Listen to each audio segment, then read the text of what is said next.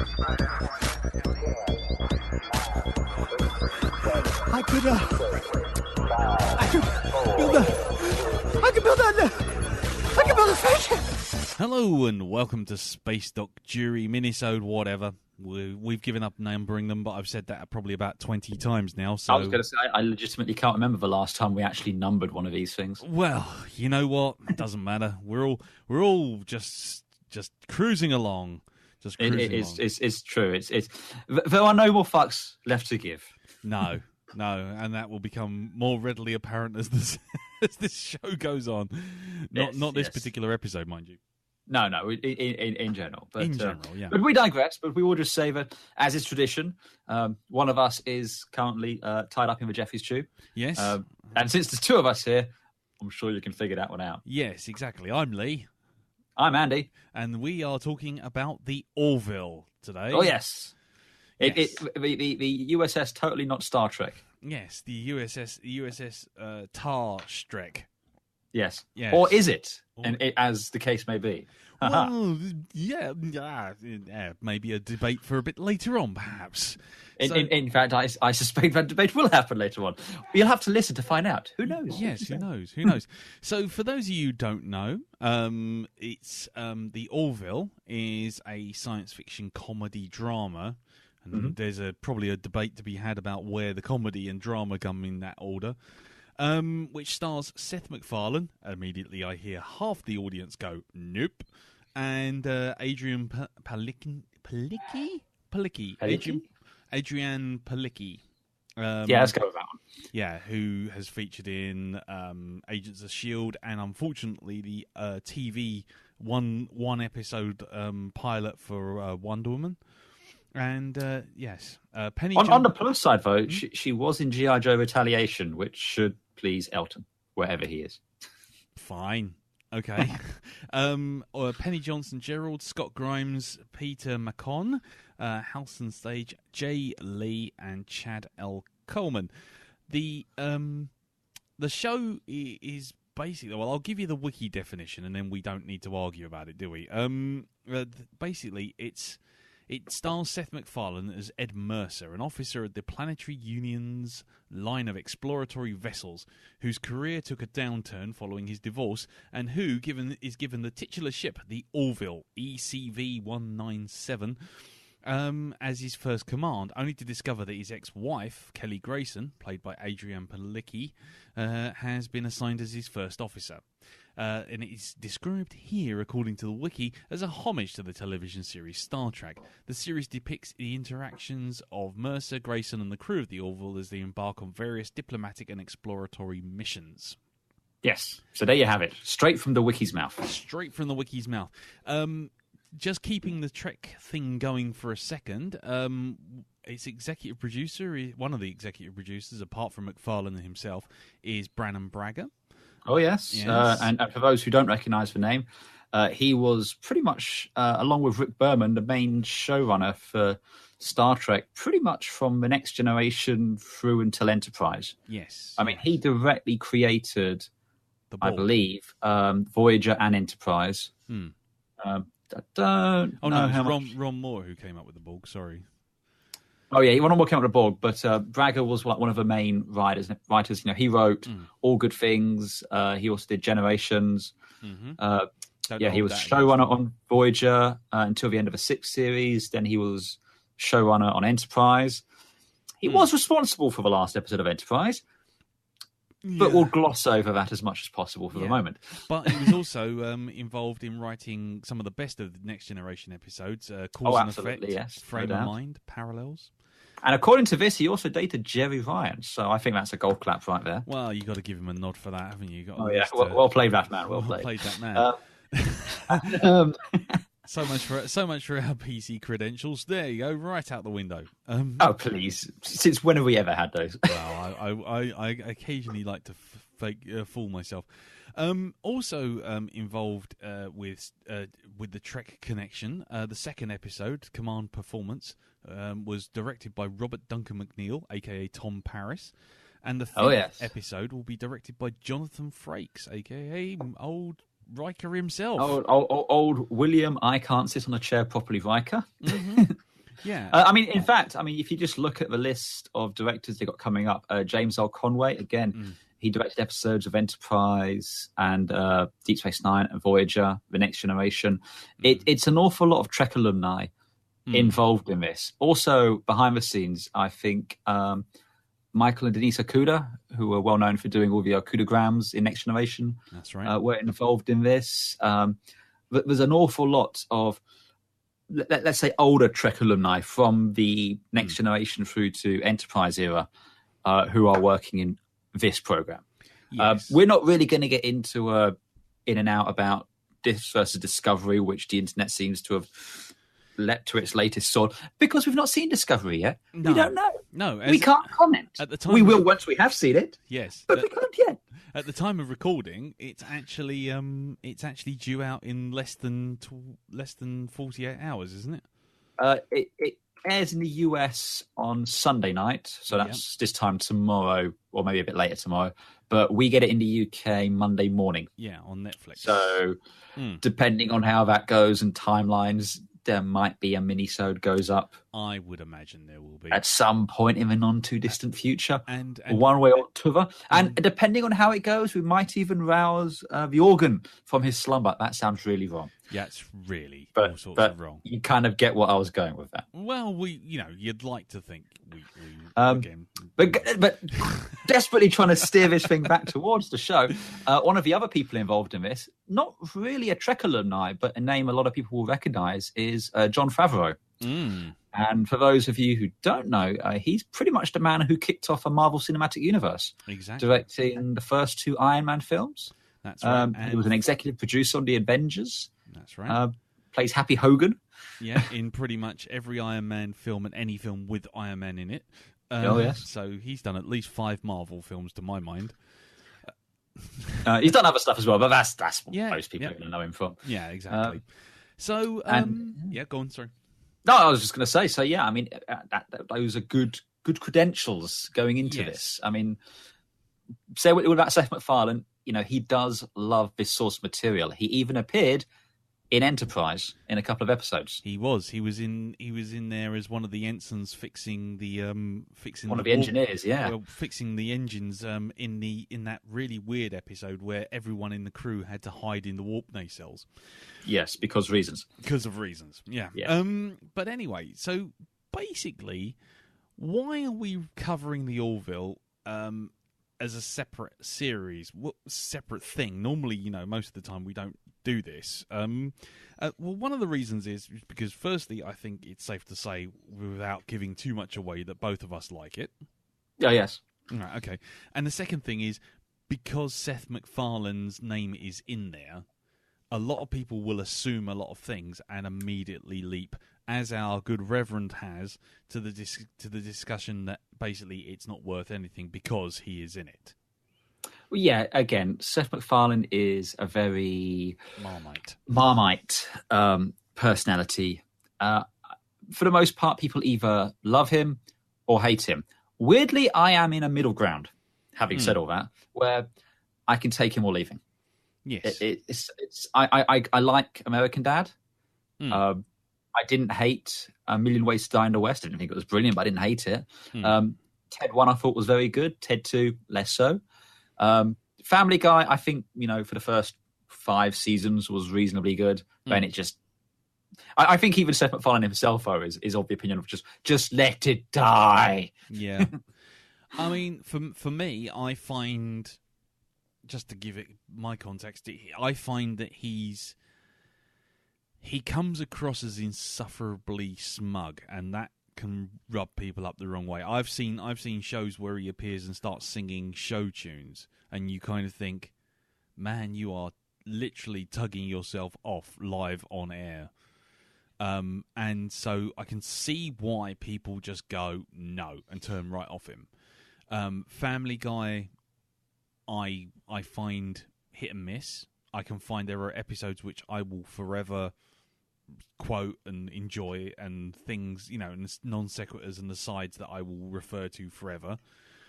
But then on the other hand, there is a time when he'll get a hold of a joke and he'll just bash it into the ground, and you'll just be like, just just leave it alone now. It is already dead, this gag. Please just move away from it. And then it's already dead. Exactly. And, you know, and Ted, as you say, I love Ted 1. I haven't seen Ted 2. And yes, you have, because you've seen Ted 1. Okay, fair enough. You've seen Ted 2, mate. Fair enough. And I did like his turn as Kronauer in was it in Hellboy 2? Oh yes. You can suck on my ectoplasmic Schwanzstücke. And so I find him as a personality can be one of those things where you turn around and I can see when someone just says, Seth MacFarlane, no, I can't handle it. No, thanks very much. I'm done. I'm not even going near it. I'm not going to stand there and tell anyone you're wrong. I'm not going to say, well, actually, just give him a chance. Because, like I say, I there are times when I blow hot and cold on it as well. Mm-hmm. So I'm completely down with that. So I think it was safe to say we were interested in the Orville, but weren't sure where it was going. If people think back, I'm pretty sure we covered this on a Minisode at the time. The trailer for this came completely out of left field for both of us, I think. Yes. Neither of us knew this was coming, this show at all. And it was about the time the first Discovery trailers kind of landed. Which is another reason why you're getting so many comparisons, because it just seems to be so close. It's so close. But it landed, and our first reaction was it was a Saturday Night Live sketch. We were like, oh, it's a funny little skit. It's for something else. But then it was like, no, it's an entire series. And we were just like, what? Yeah. Yeah, it was safe to say. We didn't see it coming at all. It came completely out of nowhere, and you know we watched the trailer, and you know certainly you and I were both very positive about it. Like this, we were both quite cool on the Discovery trailer, as I recall.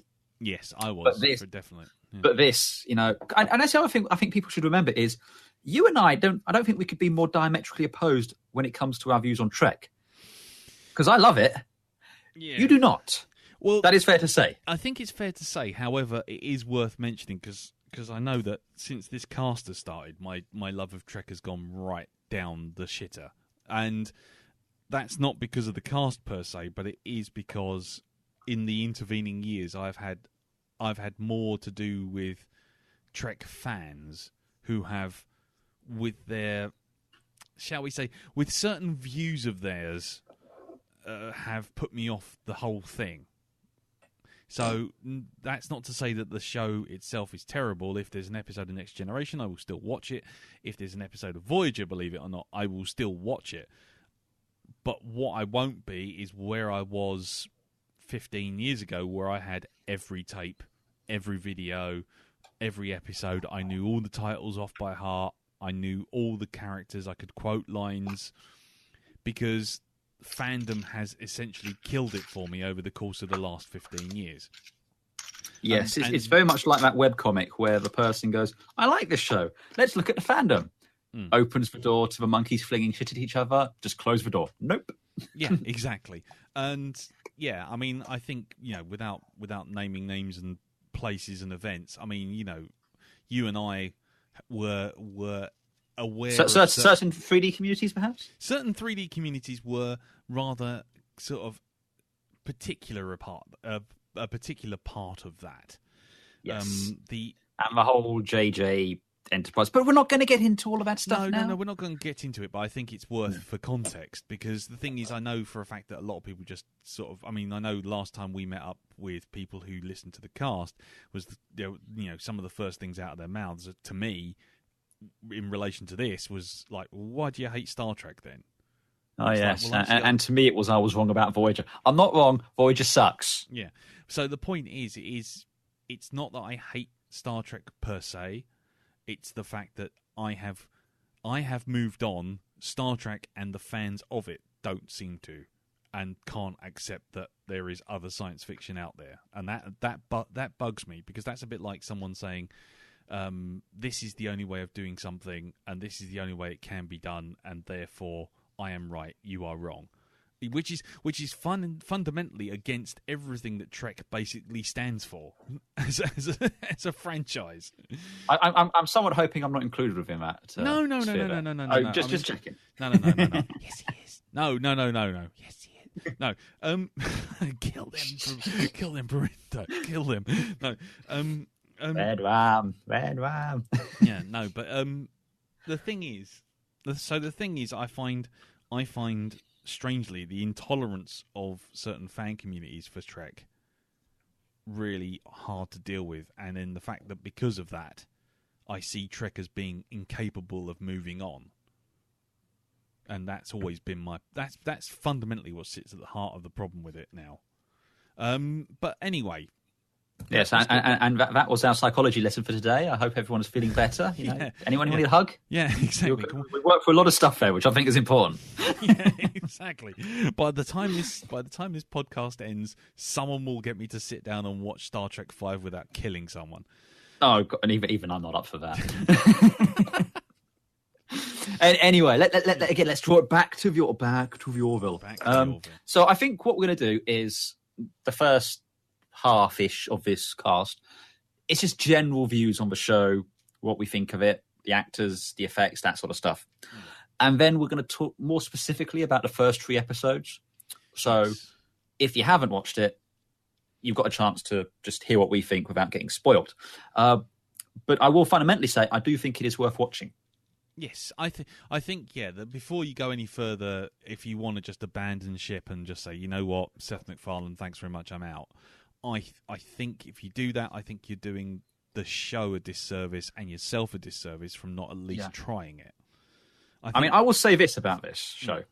It is the most optimistic exploration-based science fiction show since The Next Generation. Yeah, I'll go along with that. I'm basing that solely on the first 3 episodes, so it could go completely to hell, in the next episode for all we know. But based on the first 3 episodes, I mean, they've straight up basically said this is a love letter to The Next Generation. Yeah, it permeates through every single facet of the show, from the ship models, and that's another thing that's amazing. It's models, it's physical models, not just CG. Very well done, though. Very well done. The look of the uniforms, the look of the bridge. It's got a holodeck, and they hilariously use a holodeck how people would use a holodeck, which is amazing. The music, again, I don't know if they're actually using composers who worked on Star Trek, but Man quickly looks up thing on internet. No, it's Joel McNeely and John Debney. No, I think John Debney has done a few bits, but he's more on sort of like the Marvel side of things. I think he did Spider-Man 2. I think is one of his. But the music is so evocative of The Next Generation, and things like that. And again, it's just the set design, everything. It feels like an updated version of The Next Gen, just in terms of the look and the feel of the show, if you will. So if you liked The Next Generation, if you missed that, I mean, again, we both love Battlestar Galactica. It's one of our favourite shows. But my God, I'm sick and tired of fucking everything is dark. It's like Batman's been producing these science fiction shows. It's darkness. No parents. Yeah, well, we'll get to that in a minute, because I was going to say, well, actually, let's get to it now. Why do I keep putting these fucking things off?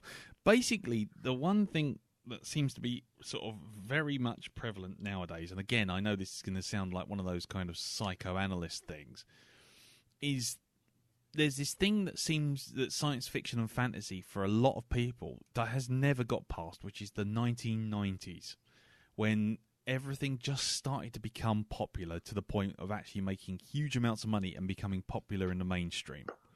I'm not just talking about Star Trek and Star Wars. Are you saying you were a geek before it was cool? Yeah, that's essentially it. And if you'd like to give me some chips served up on a plate made of spaghetti, that would be great. And I'll take my hipster coffee, which no one's heard of, and listen to my White Label album. No, but the thing is, in the 1990s, one of the things that happened with geekdom a lot was that you got the graphic novels, the birth of graphic novels, and then you also got the sort of darkness Batman. And damn you, Frank Miller. Yeah, exactly. And the upshot of that was that people saw that and went, "Ooh, that's not Adam West looning about with a shark repellent.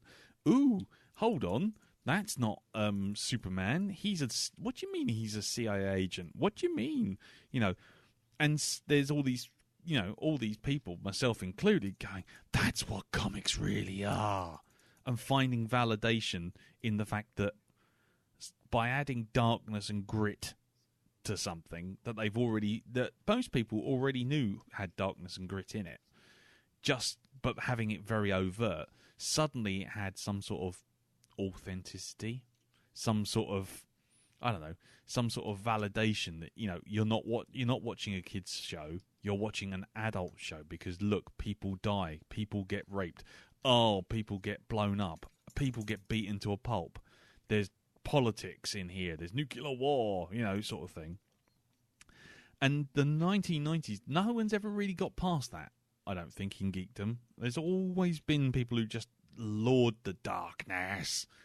And it's certainly, you had the 89 Batman film, kind of kicked it off of a superhero comic-y genre. And I suppose to a certain extent, Babylon 5 did it for science fiction on TV. Yeah. Certainly Next Generation kind of went that way season 3 onwards. But some dark episodes post that. Yeah, well, exactly. Well, but then also when Next Generation did go to the big screen, it all went dark. It went from optimistic, super duper whizzy bang, oh, look at our wonderful technology and far advanced information, outlook on life, to Picard's family is dead. Everyone wants to. Line must be drawn here, this far and no farther. Well, that was 8, but never mind. Yeah, I know that was the next one. But my point is, hey, look, you get to the first contact. Sorry. Yeah. How dark is that? Yeah, but it is dark, but it isn't dark. I'm not talking story-wise. I'm talking production design-wise. Oh, yeah, exactly. The Bridge of the Enterprise E. It's like, guys, the dimmer switches are stuck on. Yeah. These recycling, these eco-friendly light bulbs. You can actually dim them now. You can actually turn them up.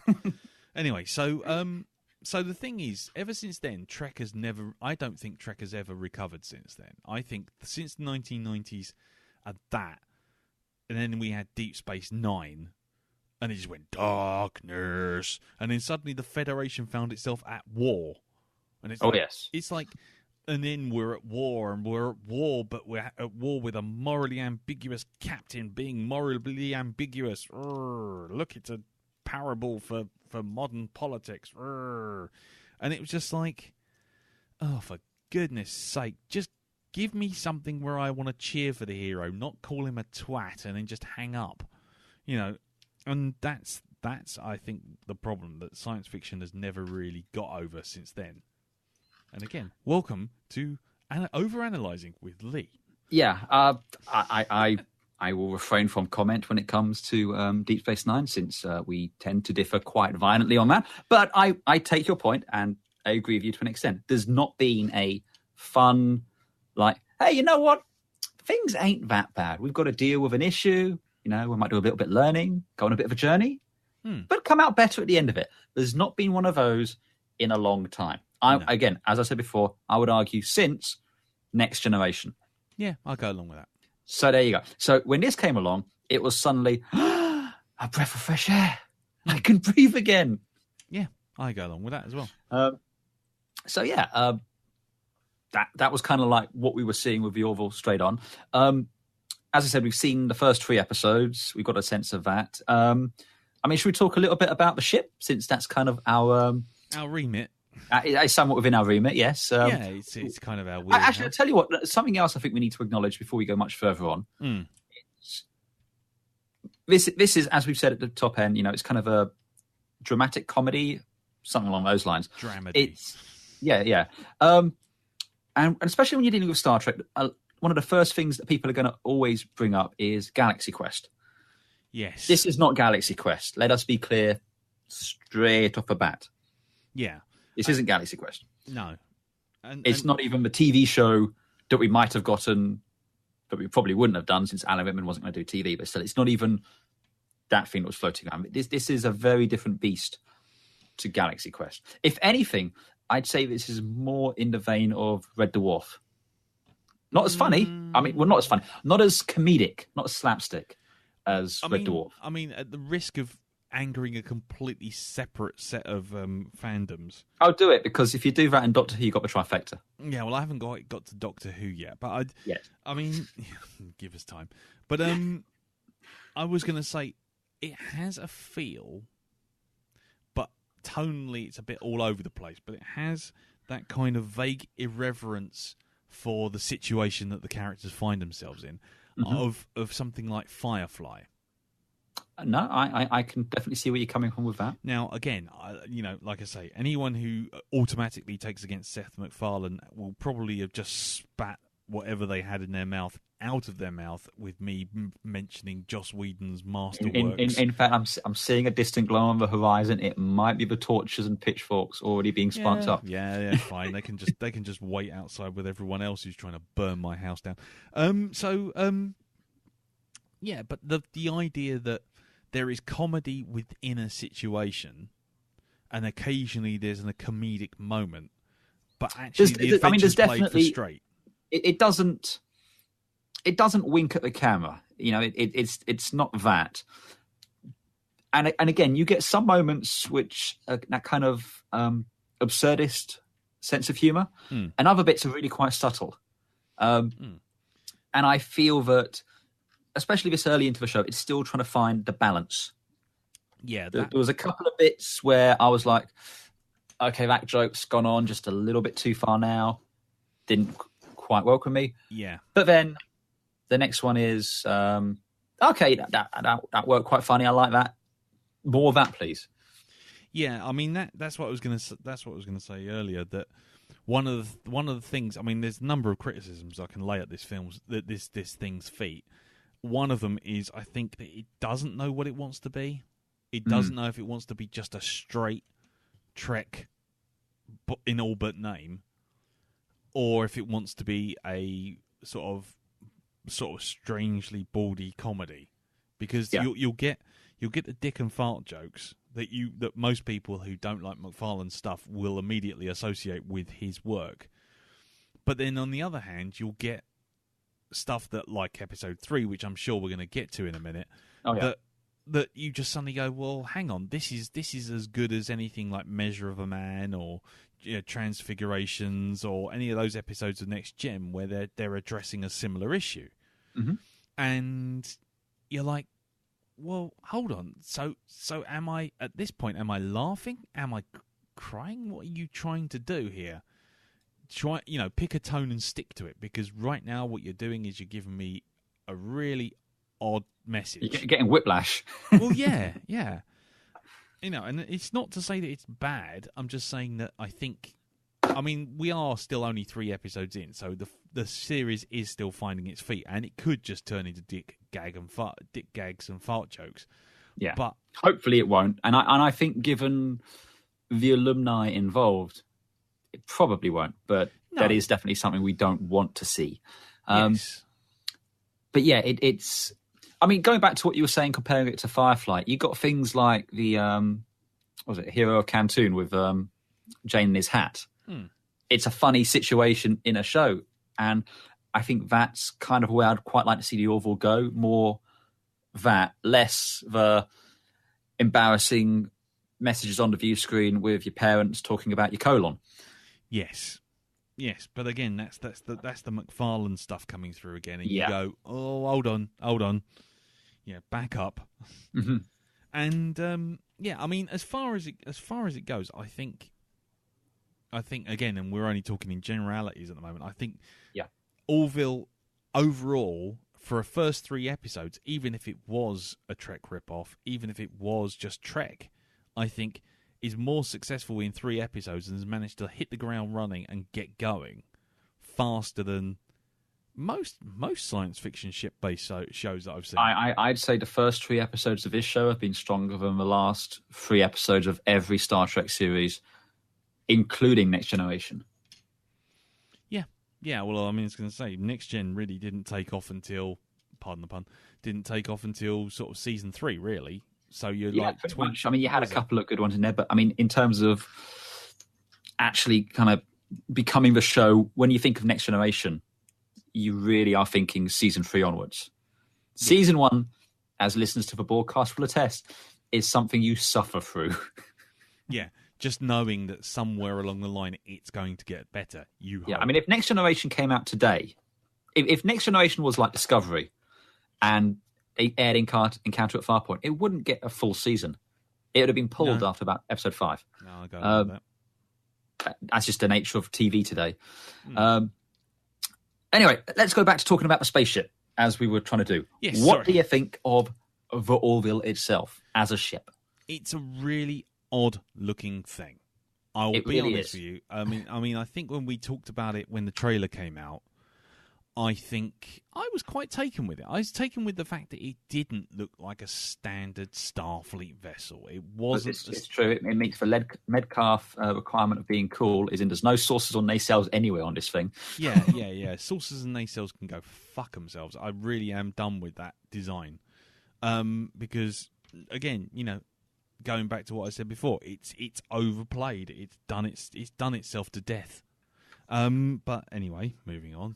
Yeah, I was going to say we're done ragging on Trek now. I hate to say I'm ragging on Trek, but I think it bears repeating because the thing is, the amount of people who look at this show, the Orville, and go, "Oh, it's just a Trek ripoff." Well, fuck off. You could just having one show. This show is more Trek, as I said before, than any Trek we've really. When I'm saying Trek, I mean in that.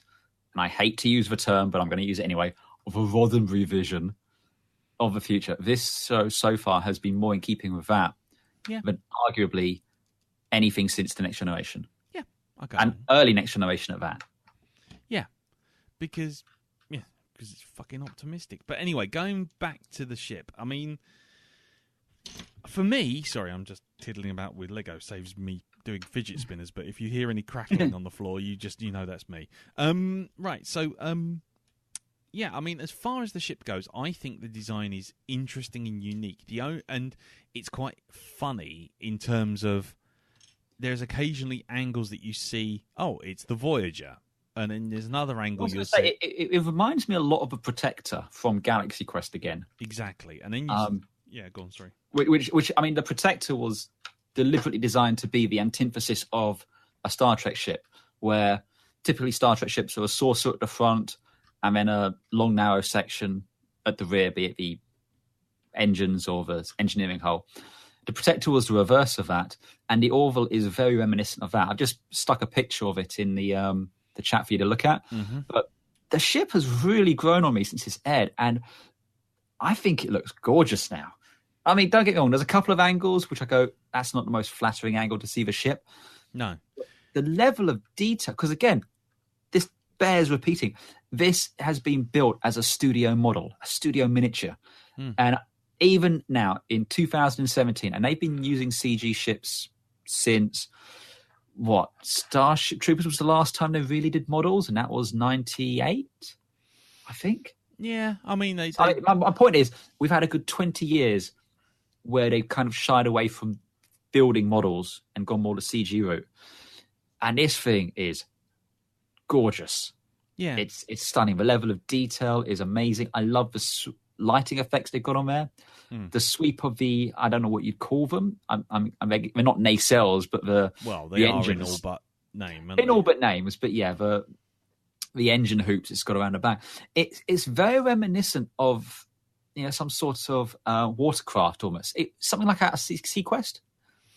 Yeah, I'll go along with that. I mean, like I say, the real trick with it, and it's an interesting trick, purely from a design point of view. This is the fact that they has evoked Trek in so many little design details, but you look at the loops of the loops at the back, and you go, well, that just looks silly. But then you see it from, like, if you see the bottom loop, and if you just covered the bottom loop, and if you covered all the loops and just looked at the bottom section, because essentially it's broken into 3 parts, isn't it? Yeah. If you look at the bottom loop and then just look at the front, that's Voyager. It is Voyager, 100%. Then if you look at it again, when you see it from the underside, and you see the bottom loop, and then you see the underside of the hull, and you see it flat on, it's the Enterprise E.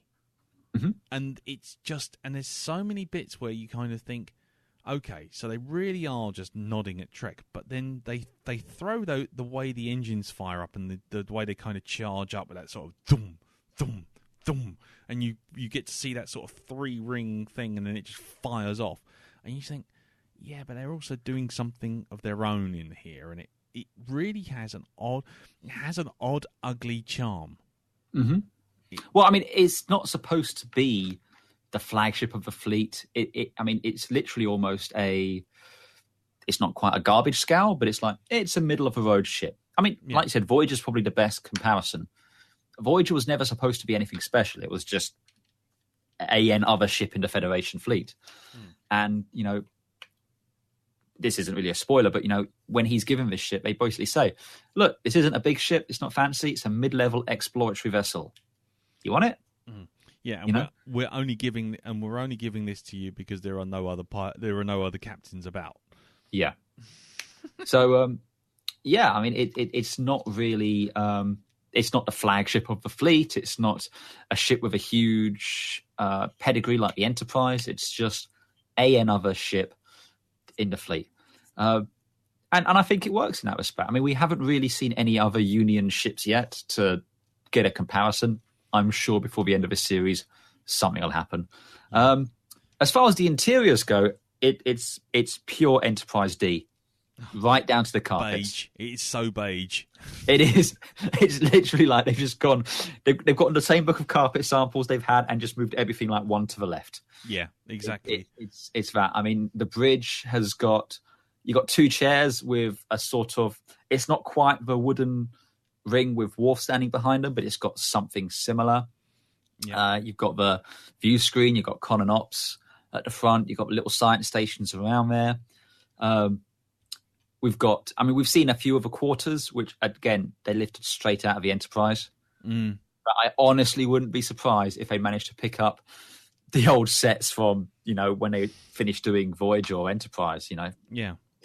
and put those together. As we mentioned, they've got holodecks. Yep. Pretty much function exactly the same as the ones do on the next gen. Right down to the doorway suddenly opens and you walk onto the. Yeah. Totally not a location or a studio backlot. Yeah. But also, do you hear the noise when they open the doors? It goes. Yeah. It's like, okay, fine.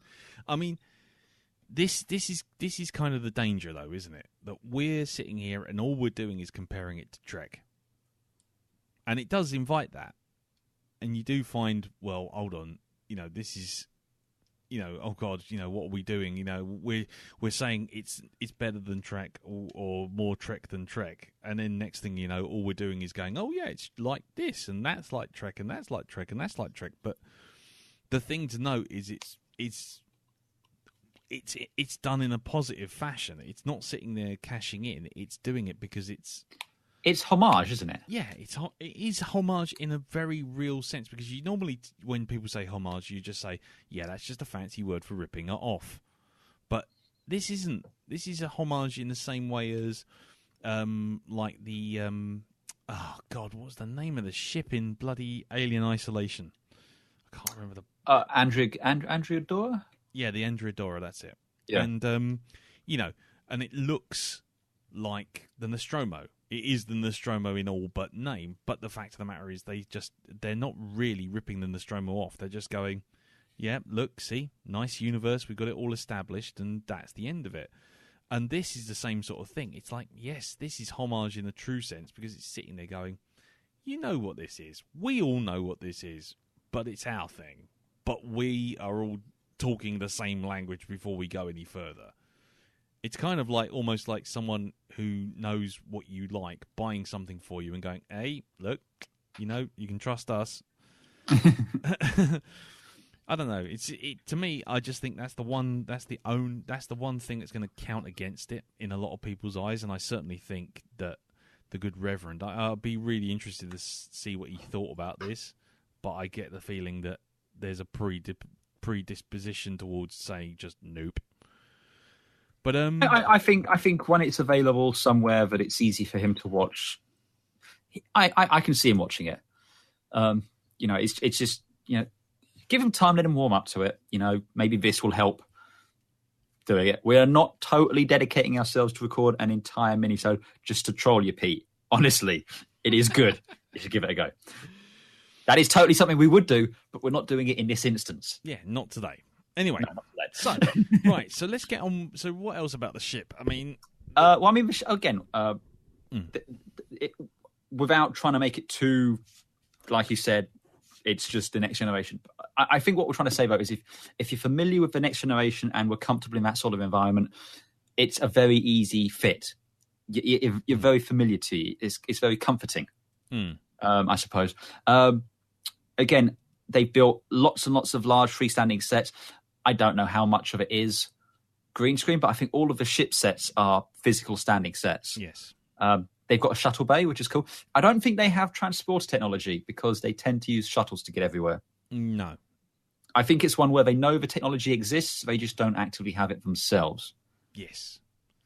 Yeah, but there is transporter technology. Mm-hmm. That much we know because we see it in episode 3. Yeah, but the Orville themselves, they use the shuttles to get down to the planet every time. Yeah. And there you go. I mean, okay, probably the nerdiest thing I'm going to say about this is I don't really like the shuttles. They just don't do it for me. No, they just look like some. They're the same. It's the same problem as was it Lone Star's ship from a fucking Space Force? It just looks like a camper van with some engine bits stuck on it. Yeah. But yeah, I think that's pretty much the ship. We still have no idea what ECV or 197 mean or anything like that. It's obviously just a homage to NCC 1701. Yeah. There you go. But yeah, all in all, I think the ship is gorgeous. It's especially some of the shots you see in episode 3. It just, every time I see it, it just looks better and better. And there's more details to pick out on it. And the opening titles for this are great as well.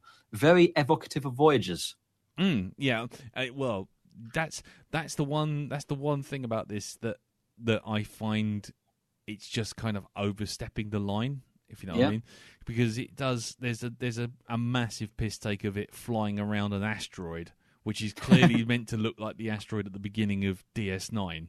And it's just like, I'll just give it a rest. Just do me a favour. And then there's another bit where they fly over an asteroid ring or something and it's all reflecting off and it's like, that's Voyager, right, okay. And I kind of see where they're going with it, but it's just like, there comes a point where it does stop becoming homage and then you start to think, well, what are you doing now? You are literally just turning around and just saying, look, we can do this too. Just because you can doesn't mean you should. Yes. You're so obsessed with whether or not you could do a thing, you didn't stop and ask yourself whether or not you should. Yeah, exactly. Anyway, enough for me and Malcolm there. Should we talk about the cast a little bit? We've mentioned who they are, but obviously we've got Seth MacFarlane playing the captain. He's quite a he's no Picard. No. He's no Cisco. He's almost like he almost looks like he belongs in the office. If that makes sense to you. He's just like a middle manager sort of character. At least what we've seen so far. He's trying. He's definitely trying. He's not incompetent by any means.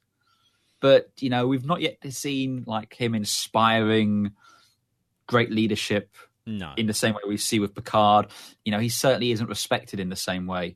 No. Picard and Cisco and even Janeway and Archer and all that were. So a different sort of captain here. Yeah. I think that's very intentional, though, for the comedy aspect. Yeah. Yeah, I mean, as far as his captain is concerned, I mean, I think the one thing it's hard to get past, and again, this always comes down to your mileage may vary as far as your liking or loathing of him as a actor is concerned or a person, but it's like it feels a bit Mary Sue-ish. It feels like he's kind of like he's putting himself in a position to make himself look heroic or comedic.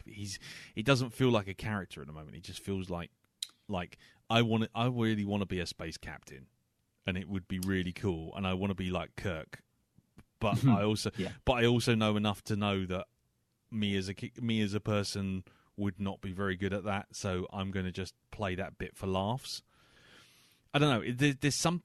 I mean, on the one hand, I look at him and I think, yep, that's a typical space movie hero, and that's cool. And then he sort of does his sort of like, sort of awkward moments, and it's like, yep, that's definitely a comedy character. But he kind of typifies that slightly uneven tone. Mm-hmm. But there are moments in some episodes where, some of the 3 episodes so far, where you sort of go, actually, he's really good. Mm-hmm.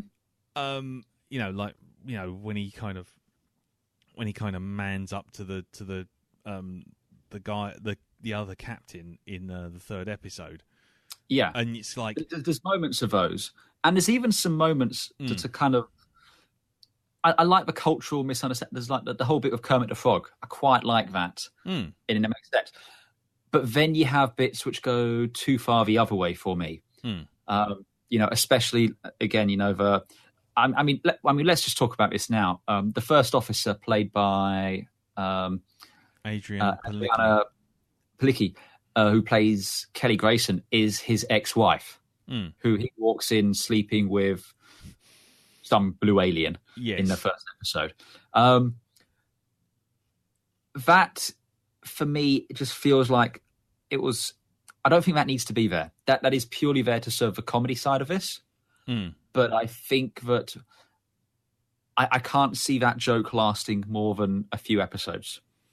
No, but then I also get this feeling that it's kind of an artificially inserted thing to sort of have the will they, won't they kind of thing going throughout the series. Yeah, I can see that. It's just already 3 episodes in. And it's like they have to force a reference to it in every episode. And at that point, it's like, and again, we're only 3 episodes into it. And I'm like, kind of could have done without that. Don't need it to be there. I think it would have worked, an episode where this character's on board for a bit and there's that tension and everything there. Maybe a recurring character. But it is almost falling into a trope as far as those two are concerned. So it'd be interesting to see if they manage to avoid that particular pitfall, as it were. Yes. You got Scott Grimes as Lieutenant Gordon Malloy. Yeah. Him and the other guy, what's his name? John Lamar, the navigator. Yeah. They're the two which probably grate on me the most. They grate on you? A little bit. Oh, okay. That's fair enough. Just the personal opinion. It's just they're very, very loud and in your face. Yeah, the humor's not subtle with them. There's no subtlety to it. They are. Like, I'm more of a Blackadder fan than a Mr. Bean fan. Yeah, these guys are pure Mr. Bean. Yeah, I mean, I get it. I understand, and this kind of goes back to the Seth MacFarlane humor thing, because a lot of his humor always stems from standard blokey bloke in extraordinary circumstances. And in the case of Malloy and Lamar, they are 2 guys who should be down a pub just back and forthing, and then what they've done is they've put them front and center, so they are like the snarky front of the ship. They're almost like Statler and Waldorf in the very much so in the very much Muppet so show. And so they kind of are sides sort of out of the corner of their mouth, sort of heckling what's going on, and occasionally, and I hate to use the term because it makes it sound more pretentious than it is, they're kind of the Greek chorus, kind of observing what's going on and then basically commenting on it in a way that standard, us in the current time would look at something and go, no, fuck no, you don't want to be doing that. Oh, of course we've got to go and rescue so-and-so because that's what's demanded of the plot, sort of thing. Yeah. And that's cool, but then, it kind of undermines the whole we're in the future, we're all enlightened human beings kind of thing, when you've got one guy who's a drunk and the other guy who's a sort of narcissistic navigator who's kind of, they're both arseholes, but they're actually... Yeah. complementary arseholes, if you know what I mean. They are complementary arseholes, and we do see in, say, episode 3, they try and do the right thing, their hearts are in the right place, and that's fine. There was just, for me anyway, there's a couple of instances where they've done a joke, and for me it's just not landed. But I think that's just down to personal taste more than anything else, Like I said, I prefer the more deadpan sort of humour. Yeah. The more subtle stuff. But again, it's horses for courses, and it in no way has reduced my enjoyment of the show. Whereas I don't mind them so much, but Yeah. What else have we got there? We've got the second officer, who's played by Peter Macon, who's Lieutenant Commander Bortus, who is our token alien on the ship. There's more than one alien, but he's like... Yeah. He's Worf, basically. Yes, he is basically Worf. He is basically Worf, but still very different. Different character. I mean, he's from an all-male species. Generally, an all-male species. We'll get into specifics later, but he's presented as a single-gender species. Moclans, they're called. The Moclans, yeah. Very, very stoic. They urinate only once a year. Yeah, that must be great. That is unfortunate. Yes, it is. Yeah. And again, he has a partner called Clyden, who's on the ship, who's not part of the crew, at least in a military sense. So I don't know if there's the whole families thing on this or not. Yeah, it is. It is. Again, it's that next generation hark back to families being on the ship, because it's going to be an explorer vessel, so it's got to spend longer in deep space, yada, yada, yada.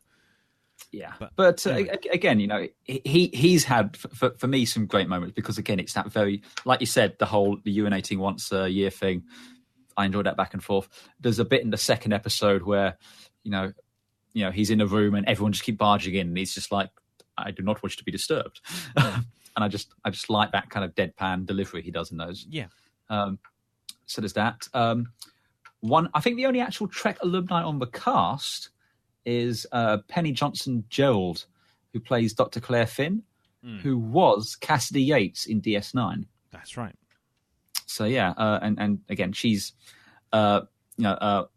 ship's doctor, kind of the mother of the group. She's actually a lot like who's the Doctor in Mass Effect? Oh God, you got me now. Yeah, no, I couldn't remember the name either. Oh God, it's the grey-haired one. For God's sakes! Oh my God, my brain. Just Dr. Chakwas. Dr. Chakwas. There you go. Yeah. She's very much. Yeah, very much in that sort of vein, like the mother of the group. She could have had any ship in the fleet. She's very experienced, but she says she goes where she felt she'd be needed the most. So yeah, and she's on it. Not really had an episode to herself as yet. Just no, but she had a moment. That, last episode. Again, without getting into too much details, but she had a moment, and she's been quite good. We have who's the Alana, yeah, Lara. Qatar? Yeah, Alara. Who's like the chief security officer, very young. She's only 23 years old, but she's from a high gravity planet, so she's kind of got superhuman strength. Zalan. Okay, there you go. And yeah, I mean, quite enjoyed her character so far. There's some fun moments. Again, playing against type, the kind of... She kind of reminds me a bit of what Tashiar was supposed to be, I suppose. Yeah, I mean, if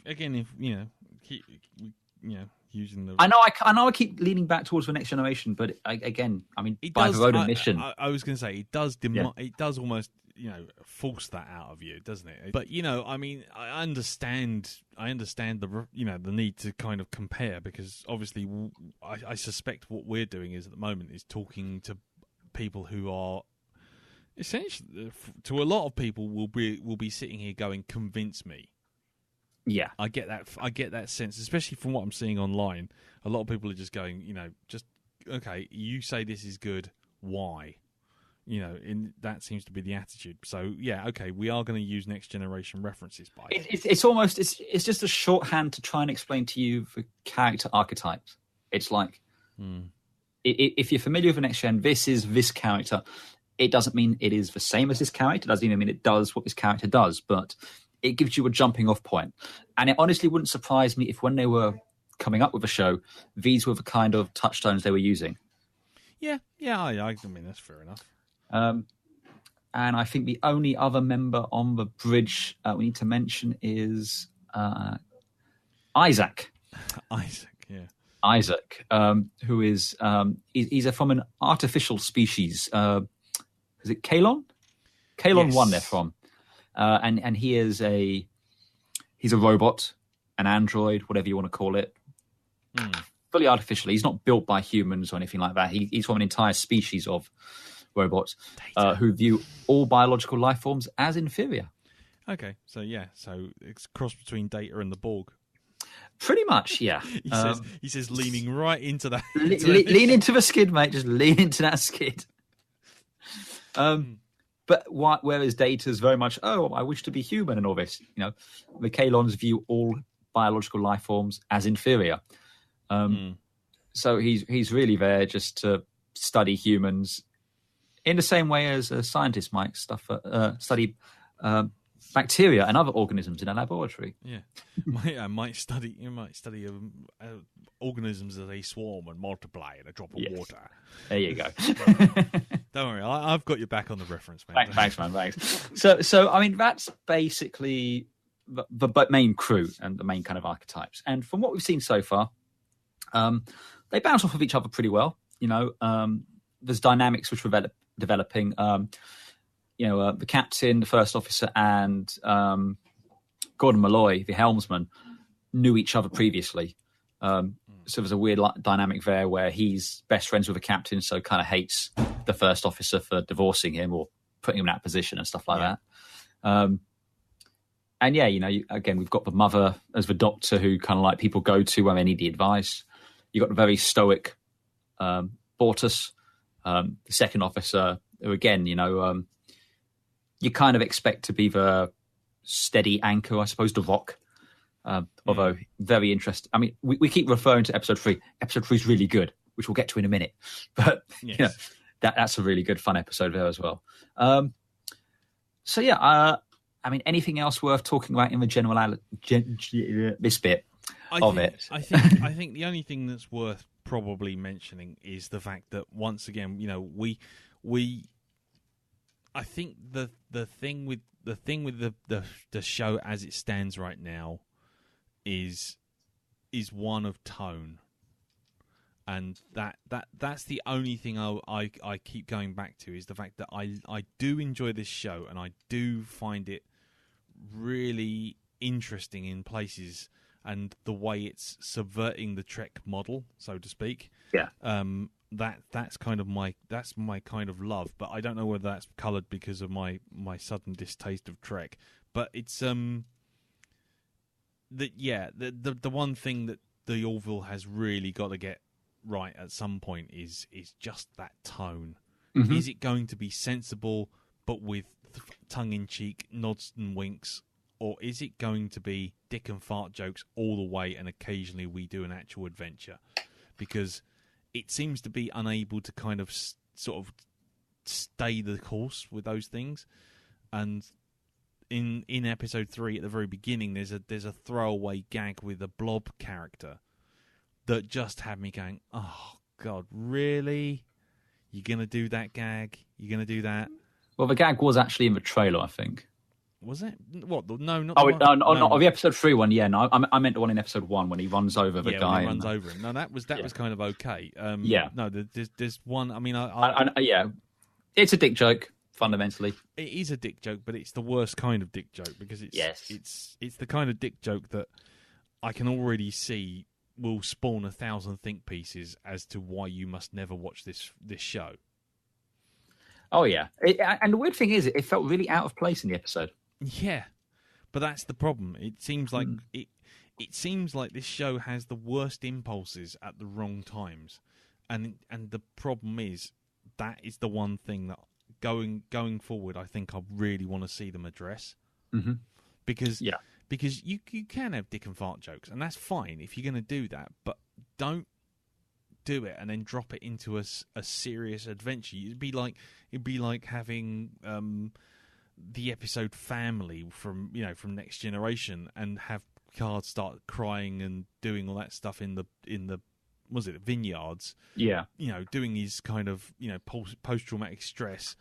And then suddenly, as he's doing that, someone comes past with a fucking trombone and goes... You're like, what? Why? Huh? Just because, or someone come past and go, I can see his grapes. It's just like, huh? What? It just seems so tonally out of place that to me at that moment, that's the one thing that's going to be this show's downfall is that it's its own worst enemy at times. Yeah, I mean, the first 3 episodes were all written by Seth MacFarlane.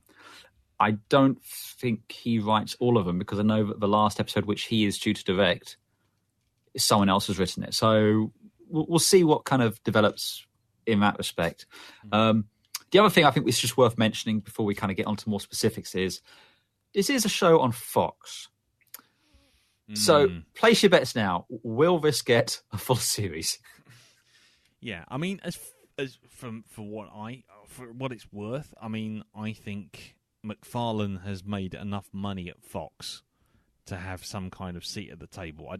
For this show to just suddenly come out of nowhere and seemingly have what looks like a fucking $10 million budget per episode, with some of those effects. I mean, either his brother-in-law is head of a visual effects unit and is doing mates rates or something, but they definitely have thrown money at it. Oh yeah, and to me that, and the last episode I saw was on a syndicated channel, so they're already pushing it out, and so it's. I think it'll be one that lasts at Fox, but I think it lasts because MacFarlane's doing this. Off the back of things like Family Guy and American Dad, which make Fox a colossal amount of money. So I mean, I know that everyone's doomsays it, because it is Fox, and that's perfectly valid. But I almost suspect that it's like, I've made you about $1 trillion worldwide. You are going to give me this show. It might be the sweetener they had to give him to get him to keep doing Family Guy. Maybe. It might have been a case of he says, okay, I'll keep churning out Family Guys, but I want my sci-fi show. So, yeah, we'll see. But yeah, should we start? Should we do some sort of little interlude here and then talk some specifics of the first 3 episodes? Yeah, okay. So, yeah, we're going to talk about the first 3 episodes. I think we're going to talk about them in generalities because we are nearly an hour in. Oh, wow, yeah. I think it's just more specifics, especially about episode 3, which has done some things that I think we both think were very good. And I think episode 3 has done a lot of things that are very good. I also think that the internet has responded to episode 3 in a way that I think almost demands a discussion from people far more intelligent than us. Oh God, yeah. And I also think that there's a lot of things with episode 3 when it comes to gender politics, where people will just have all sorts of opinions on it, and that's fine and that's good, but we'll dismiss a lot of stuff out of hand because, again, it's Seth MacFarlane, ergo whatever's being said is wrong. So unfortunately, I think while we might talk about it, I don't know that we'll be the best advocates for it, but definitely. I mean, as with anything on Space.Jury, you just have to bear in mind that we're idiots. Yes. And to treat anything we say as if it was coming from idiots. Yeah. Ambitious, but rubbish. Yes. We are to spaceships what the other idiots are to the Grand Tour.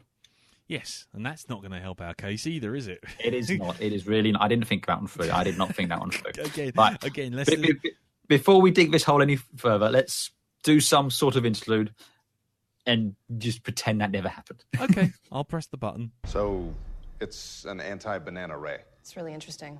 We need no longer fear the banana. Does it work on all fruit? What about salad? Right, so let's get on with the episode's sum-ups. Let's start with... We're just going to do kind of general touching upon what we liked, what we didn't like, what was kind of, a bit of this, bit of that. Yeah, bit ooh, bit ah, bit of whoop, way. Right, well, the first episode, obviously, is the one called Old Wounds, which is directed by Jon Favreau and was out 2 weeks ago as of time of recording. And, that's the one which basically sets the whole thing up. This one is the one that focuses strongly on Ed Mercer and Kelly Grayson and, the assembling of the Orville crew. It is. I mean, this is your first episode. This is your encounter at Farpoint, your emissary. This is what the show is. This is who is in it, and I suppose tries to encapsulate within a single episode what to expect. Yeah, and essentially the story surrounds basically their first mission, which involves running across going to protect a outpost which has developed a super weapon that can accelerate time. If you don't know at the time, I mean, they're basically, it's just supposed to be a simple delivery run or something like that, drop off some supplies. But when they turn up, they're suddenly told by, what's the guy's name? I can't remember what the guy's name is, but he was in Deep Space Nine and he's in The Expanse. Blimey, hold on. Is it Brian George? The It guy might well be. Played Dr. Yes. Aronov. Or Aronov, yeah. Yes, it's him who, and again, Trek alumni, there's so many of them throughout this, but still. He's there and, he kind of says, it was a ruse. We wanted you to come here without broadcasting, but we've invented a weapon which halts the flow of time. Yes. To be fitted to all Imperial battleships. Little Star Crash joke there, you see? See what I did there? Imperial ship, halt the flow of time. But, yes, so, and then essentially it's just a run and gun adventure facing off against the evil enemy, the Krill. I mean, what did you think of this? Of the episode in general? As a first episode goes, it was absolutely fine. It introduced each of the characters. They each got a little moment to shine, to get a sense of who they were, their personalities to an extent. Yeah, effectively set up the archetypes.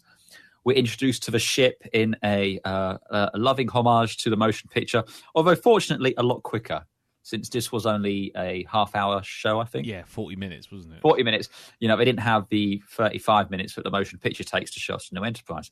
So it's very much in that sort of a vein. We get a couple of instances of the humour. There's bits like when the first officer comes on board and he's like, no, and he's running out and he runs through the gelatinous crew member. He goes, dude, I'm so sorry. You okay? No, I'm cool. Cool. Sorry, man. Don't worry about it. That I thought was quite funny. You had the joke about, with Bortus, the commenting on, you only urinate once a year? I'm up or down 3 or 4 times a night. That is unfortunate. Yes, it is. Which is quite cool. I mean, again, like I said before, I quite like how they introduced a holodeck as well, because he's there, with this big kind of samurai barbarian guy sort of thing. His name's was it George or something like this? Yeah, and again, I said at the top, they treat the holodeck how we treat the holodeck. It's not a faithful historic recreation. No, it's a game. So where you're facing. Yeah, you're facing off against an orc that gives you positive reinforcement. Yeah, exactly, which is awesome. And again, that's just quite funny, you had the bit with, again, I'm not as big a fan of Scott Grimes as Malloy, him driving in drunk and that sort of thing. I just thought it was just trying a little bit too hard with those sort of moments. Yeah. For me personally. But you know what? Outside of that, it was great. They come together at the end. They overcome the Krill threat. I quite like the bit when, the guy appears on the screen and goes, "Excuse me, could you just take 2 steps to your left, please?" Yeah. Oh yeah, you were off to one side. It was just irritating me. Yeah, exactly. I mean, this is the one that sets out its stall as being like taking the piss out of Trek in many ways by doing. I'd say less so than taking the piss, more so sticking the tongue firmly in the cheek. Yeah, that the camera isn't quite in the right place and you're not standing in the right place, so please move. I mean, there's a lot of things in this particular episode where it does just feel like, well, actually, it just feels like all they've done is they've recast the old Trek and just carried on. You know, they recast like original series and just gone on with it. Yeah. There's lots of really mad science. There's, you know, a space battle, a gun battle, a running battle, a chase, a space chase. You know, all these. They have to use brains and science to overcome the bad guys. Yeah, it's really kind of breathless and a bit over the top, and in the middle of that you've got this kind of half baked sort of like thing of Mercer and Grayson trying to sort of work together while sniping non-stop. while essentially snipping at each other all the time. And in some ways it feels like it could have done with like a bit more time. Mm-hmm. Because strangely enough, it wasn't a feature-length episode like you often would get. No, this was just 42 minutes. Yes. So and when you look at sort of other pilots, you know, you kind of get what this does is gives you a sense from the off of where you're going. Mm-hmm. But it doesn't really give anything time to breathe, and it does jump in a little hard on the gags. Yeah. It's very much. What's the polite way to say this? It kind of goes all in. I'll just say that it kind of goes all in. But I suppose you kind of have to with a pilot episode, don't you? Because if you didn't do it here and then you started bringing those jokes in later on, that would be much more jarring, I think. Yeah, I guess. But I think the problem is, as I said earlier, you know, it's a case of, well, okay, so you're a comedy, and then 5 minutes later, they're having, you know, someone's face has been, you know, aged 500 years in a single laser shot, and it's like, oh my god, okay, right, fine, now we're into serious territory. But you know, 5 minutes ago we were having gags about people, you know, can we no longer fear the banana? Does it do salads? Laser sort of conversations, and it's like, pick a tone, stick to it, please. You know, and that's, you know, but that, you know, that will develop over time, hopefully.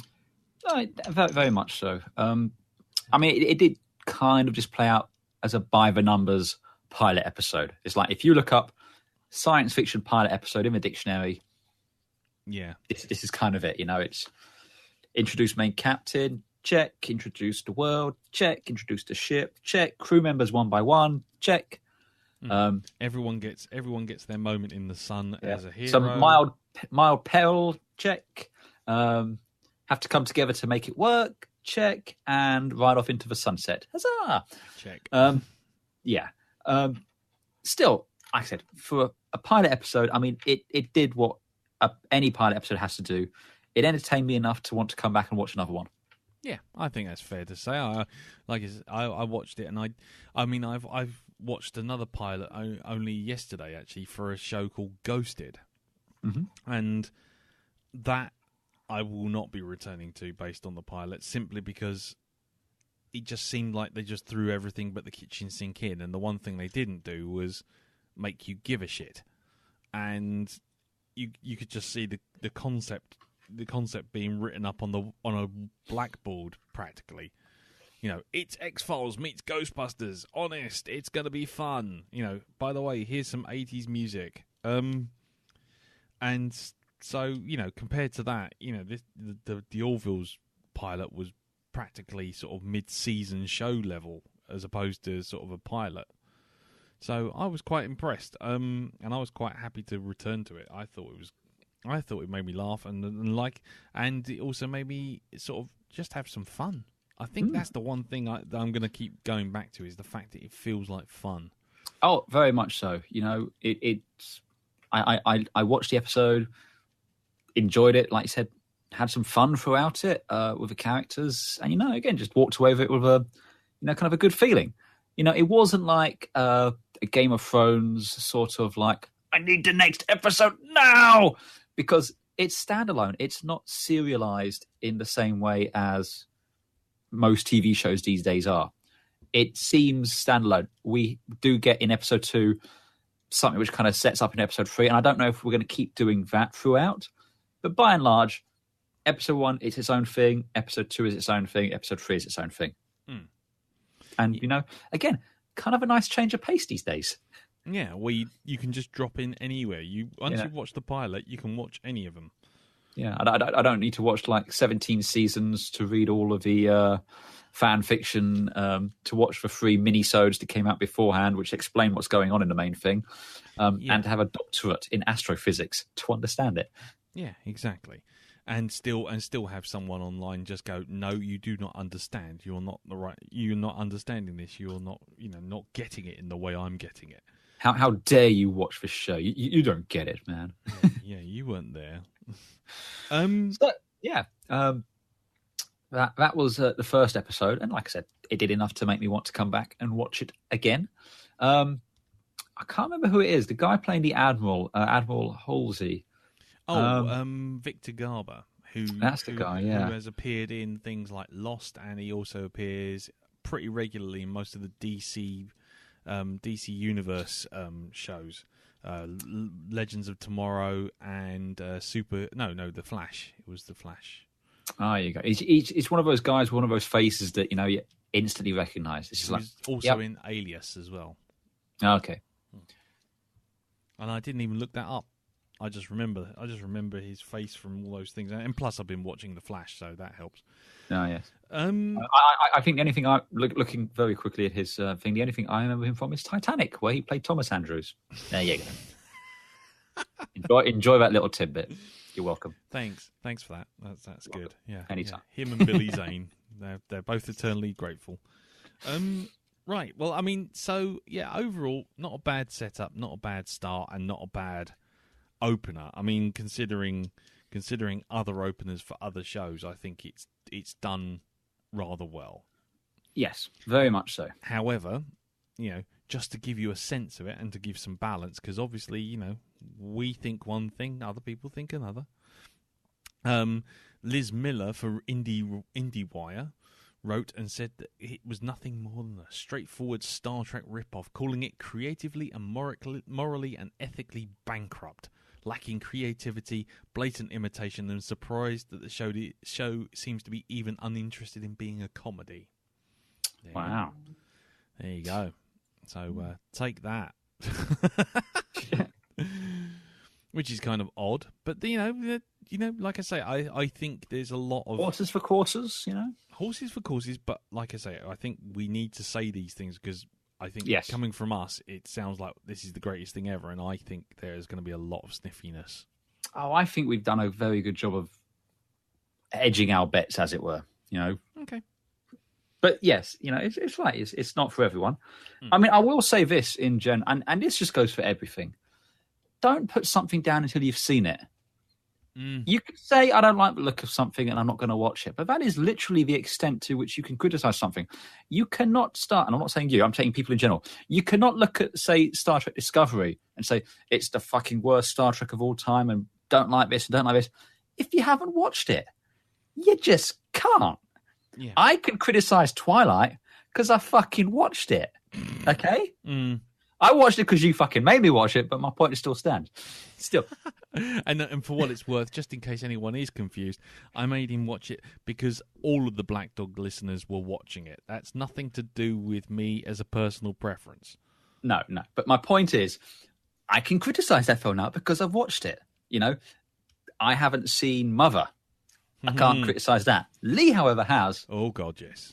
And will ignores him. My point is, if you don't like the Orville, you don't like the look of the Orville, that's fine. Not a problem with that whatsoever. But if you haven't watched it, you really can't talk about the show itself being shit or great or whatever. You have to judge it on what you see. And that just goes for everything, really. Just say what you see. Say what you see. Say what you see. Say what you see. Just watch what Mr. Chips is doing. No, God, no. Anyway, episode 2. Yeah, episode 2, which is called is called Command Performance. Yes, this one focuses more so on Alara. Yes, Alara, the security officer. Yes, and it's a typical. Doesn't matter whether it's Trek or Firefly or any of those kind of shows. It's that typical moment of the green officer having to take command. Yes, someone's pushed into a position when they're not quite ready, and they have to do it. I mean, the long and the short of it is, the ship encounters a freighter, which happens to be carrying the captain's parents on board. Mm-hmm. And it does lead to a rather cringe-inducing back and forth through the view screen where his dad is talking about his colon and stuff like that, and getting a bit snippy with Grayson, the ex-wife, and everything there, until finally the captain says, "You know what? Why don't we come over to you with our shuttle and we'll have this discussion in person rather than doing it over the comm channel." Meanwhile, Bortus, typically the second officer, has asked to be relieved of duty because he is incubating an egg, which does mean sitting on the egg. Yes. But, sitting naked on the egg for 21 days. Yeah. One of the more oh god, here we go moments, gags again. Yeah. But we'll get to that in a minute. But they go over to the captain and the first officer go over to the freighter. Again, what is with captains and first officers going off? What's the point in having a first officer if you take them with you everywhere? Because shit like this happens, and then we have to do an entire episode about someone learning to do it. This isn't a criticism of this episode, just that trope in general. But when we get to the shuttle, the freighter, it turns out it's not a freighter, it's actually a trap. And they are beamed somewhere else. Poof. Yes, leaving Alara, the third in command, and as we've mentioned before, a green officer in terms of command stuff, essentially having to basically feel her way through commanding the ship, and in the meantime being completely unable to call upon any of the command staff above her for anything, because Bortus doesn't want to talk to her. And obviously the first officer and captain, Grayson and Mercer, are gone completely, and everyone else just thinks, well, we've got to do, again, going back to the sort of like normal people talking Star Trek tropes, the helmsman Malloy and navigator Lamar, just going, what? Well, we're going to go get them, aren't we? We're going to fly in there and save them, and and then Lara having to basically say, well, actually, we're not going to risk an entire ship for this. She contacts the Admiralty and they say, nope, you can't go and engage with these because they've been abducted by a super advanced species, or at least they think they're super advanced. They say they're super advanced. And the captain and the first officer have been put into a zoo. I will point out a comment. I think Chris Johnson? No, it was Justin Pearson Smith said on the Facebook group. Rick and Morty did the exact same thing in 5 minutes in the most recent episode. yeah, they did. It literally was this exactly it. I only watched that episode this morning, and I was like, "Oh, hang on, this feels rather familiar." Yeah, but very different shows, and both well worth watching. But we'll come to Rick and Morty another time. But again, this is all very much about the Green Officer proving herself, showing that she can accept responsibility. This is when Claire, the Doctor, kind of really steps into the mother role almost, of giving the motherly advice to a certain extent, and then the boot up the arse when it's needed, much like Dr. Chuck was in Mass Effect. Yes, exactly. She's there. She's there to sort of be on hand, but she doesn't want to be involved unless she absolutely has to. Yeah, but she kind of knows that you have to work this out for yourself. I can't do it for you. And in typical Trek fashion, that's exactly what they do, using sort of like using very similar sort of, if I dare say it, very similar sort of thing to trick to was it Star Trek 6 Undiscovered Country? Yes. Although without the cringe-inducing Uhura speaking Klingon. Yes. Ra Rin Shak Ra Rin. Yeah. So yeah. So again, it wears its references completely on its sleeve, and again, that may well count against it in many people's eyes. And I would not sort of dissuade anyone from that opinion, because again, you've seen this sort of thing 500, 600 times. Then whatever, it's the same old. Let's move on. But what I would say is that that's not really the point of the episode in the end. As we it's not. And again, it's only the second episode of the show. It's still finding its feet, still trying to work out what its tone is.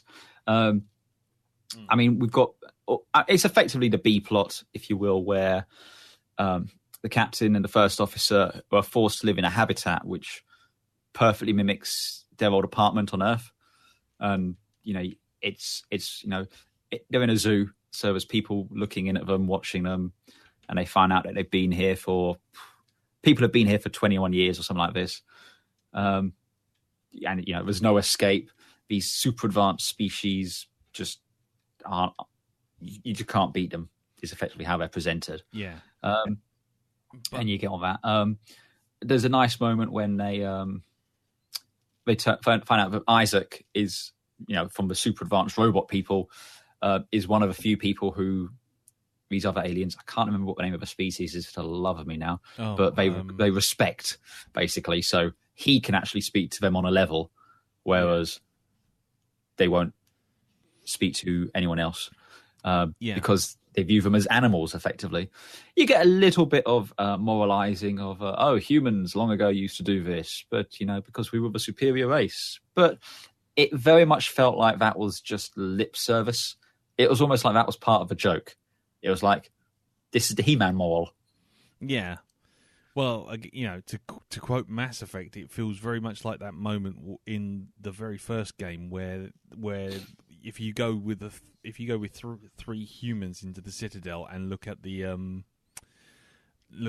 Destiny Ascension as it cruises by, you go there, you go to the sort of observation thing, stare at the Destiny Ascension with Ashley and Caden. Then there's a whole monologue between you as Shepard and them that basically says, well, of course they're going to love us because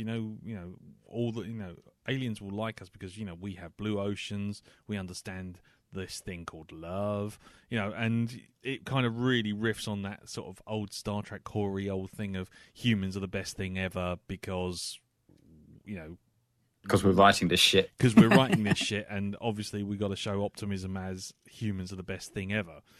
And and like I say, Mass Effect took the piss out of that in that respect, and it's quite cool. But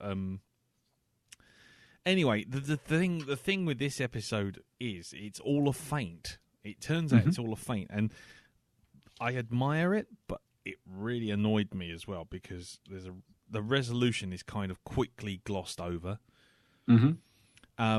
And it's all a feint because the real thing that's coming up here is not only is Alara now soldier material, sort of leader material, but Bortus gives birth to a baby. The baby's born, and then it turns out that Bortus's baby is female, which is something which is something the Moclans don't do, given that basically all of their children and the entire race is male. So it's kind of like burying the lead because the main story itself is quite throwaway, and you suddenly realise that about a quarter of the way through when it suddenly starts to focus a little bit more on Bortus and less on how they're going to get out of get these people out, get their people out of this sort of alien zoo. And suddenly everything's just resolved with, well, we asked for him back. Oh, right. I get what you're coming at. I don't think if we hadn't seen episode 3, I don't think that's the case. I think we're looking at it more with the hindsight, looking back at it. I don't think that egg story overtook the episode. I mean, I will say of the 3 episodes so far, it's the weakest. Yes. But that's of the 3 episodes so far. It's not exactly a huge sample size. There's a long way to go yet. A long way to go there, yeah. Dan, hell, if this is the worst, as bad as it gets, I'll take it. Yeah, I don't think that's going to be the case. I think there are worse ones on the way. But I can almost guarantee it. But my point is, I get what you're coming up with. I didn't feel like they were putting too much undue attention on the Bortus egg thing. I mean, for me, it certainly at the beginning felt more like this was the throwaway gag side of it when, she burst into the room and he's sitting there naked on the egg. And he's like, is it not customary to knock before entering? And she goes off on this long rant about, I can't do all this. And the captain's being thingy. And I need some advice. You got to come to the bridge. And he's like, I can't. I've got to sit here for 21 days. And I'm not risking my kid for you. Now piss off. And she has to go off and do her thing. And then later on again, someone bursts in the room. And again, it's the whole repeating the joke sort of thing, which Seth MacFarlane loves to do. It is only at the very end when the baby's born and then it goes, it's a female. And it's just like, dun, dun, dun. And it leads us into the third one. And that's, again, what I was coming back to say before. I don't think this show is going to do the whole serialized, like you have to watch all these other episodes to get the next one. But that was a direct connection between this one and episode 3. Yeah. And the other thing I was going to say just before we move on to episode 3 is the fact that basically the one thing that gave me the feeling that actually the whole thing became a throwaway was that not only did they get the crew out of that zoo and not cause an intergalactic incident, which is kind of what was being threatened all along, but also they managed to rescue the little kid, and it just, who was also in the zoo. Oh, I've completely forgot about that kid, yeah. And the problem with that is it suddenly goes, and then everything was solved, the end. And it's like, really? Oh, right, okay. And completely washes over the fact that, like, there were other aliens in that zoo and they were all sentient, and it just kind of, if you're going to do that Trek kind of thing, you got to resolve it, and you got to resolve it properly. But it seemed like they were in such a rush to get to the dun-dun-dun with Bortus's kid that suddenly it was just like, and we turned up and we asked for it and it all got solved and the end. And that was the... I still don't agree with that. I mean, I get what you're cutting. I don't agree that the Bortus's kid thing was becoming the main thing. At least not... I mean, again, we're looking at it with a hindsight, having seen the next episode. So I don't know if you might be reading too much into that one as opposed to this. I'm just having a look here on the production code. That episode was actually the third one produced. The next one is the second one. So is it? I don't know if it's the fourth. Yeah. No. So in terms of the episodes aired so far, episode 2 was the third one produced. Episode 4 is the second one produced. So don't know if that's had it bearing on anything. But I just personally don't feel that it had. I don't feel that took anything away from this episode. Outside of it was just conveniently tied up in a bow, little ribbing at reality TV, and everyone being on that being an animal. Fair enough. And then it moved on, like you said, in a very Trek sort of, and then everything worked out in the end, except that it didn't. But we don't care about that. But that nicely kind of leads us into, I think, episode 3, which kind of took that and stood it on its head to a certain extent.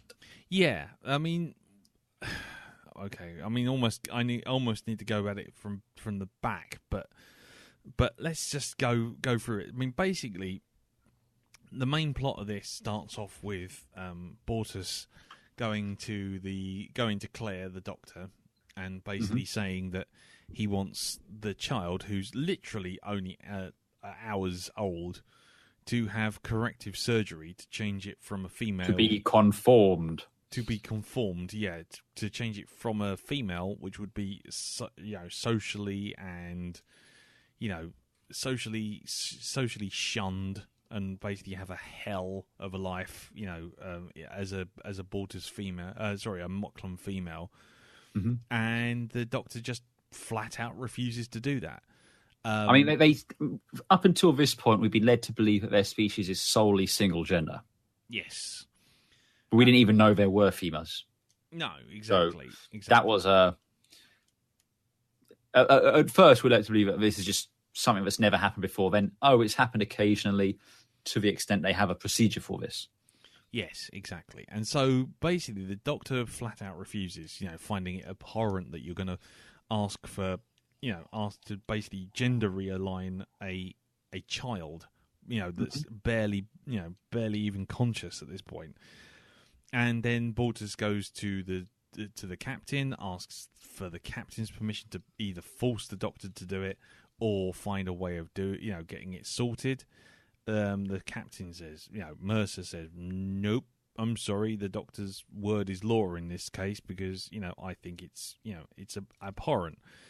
And then a Moclan ship suddenly is spotted coming in, and it's going to take Bortus and the child and Bortus's partner away to have the thing done on the homeworld. And that's essentially it. What then transpires is kind of like the typical Star Trek thing of, well, we have to, tell everyone, we have to show that we understand what the problem is, but we also have to put this human spin on it to say, well, this is just wrong, but what the show, what Orville does is basically throw a little moral question in there saying, well, actually, are we right? Are the humans right? And I'm going to step very, very carefully through this minefield before us here. Yes. I'm going to try and step very carefully through the minefield before us. And let's just add the thing that we are talking about the show. We are talking about the views the show expresses. These might necessarily represent our views or anything like that. All I'm saying is this episode has the potential to be a minefield, especially on the internet in 2017. Well, I accept that. I accept that challenge. At the end of the day, I think you're right. If you want to stick the caveat on the front, if it needs saying, but this, we are talking about the show. We are not expressing an opinion of our own on this. We're just literally saying how the show is presenting it. Obviously, the Union is the Federation in this one. I know we keep going back to the Trek things, but straight up, that's what it is. It is presented as a utopian ideal, which is a very liberal society where you can pretty much do whatever you want to do. I don't know if they have an economy or if everything's just like, you want it, you have it. But there you go. They do have replicators, so I guess that's probably... I'm guessing it's just one of those sort of things, And again, you have this species, the Moclans, and they say that they are a single-gender species. And when he goes to speak to the Doctor and she says, no, I'm not doing it. And later on, he makes the thing of, well, culturally for my species, it's always been male. Yeah. Is this any different from you circumcising a Jewish baby? And, you get into some really dodgy territory in terms of... lots of false equivalencies. There's a lot of false equivalencies. What's his name? The captain at one point says, if a baby was born with 3 legs, we'd remove the leg without thinking about it. But there's a lot of species out there with 3 legs who might think that we're mutilating the kid. You're getting into some very difficult questions and stuff like that. And again, a lot of it's about projecting both the audience's prejudices and also the Union's prejudices, again. And it does what all good science fiction does, is it takes a very difficult concept and tries to examining it through this prism of the future almost. Going all the way back to the original series with the, I can never remember the name of a species, but the ones which was a half black, half white. Oh, the one Frank Gorshin plays. Oh, exactly. Those ones. And again, it's just something, I think that's what Trek was at its best when it was doing that. Yeah. And this is basically doing it because this is all down to, both transgender stuff, dealing with gender identity, the gender politics and everything like that. Yeah. And also, I suppose, down to, imposing on children, cultural and social norms onto these people. Yeah.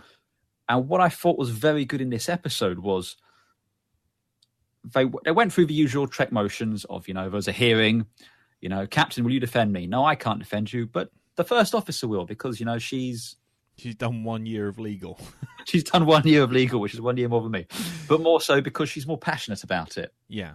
And so forth there. And, it looks like the case is going to go against them. And that's the point.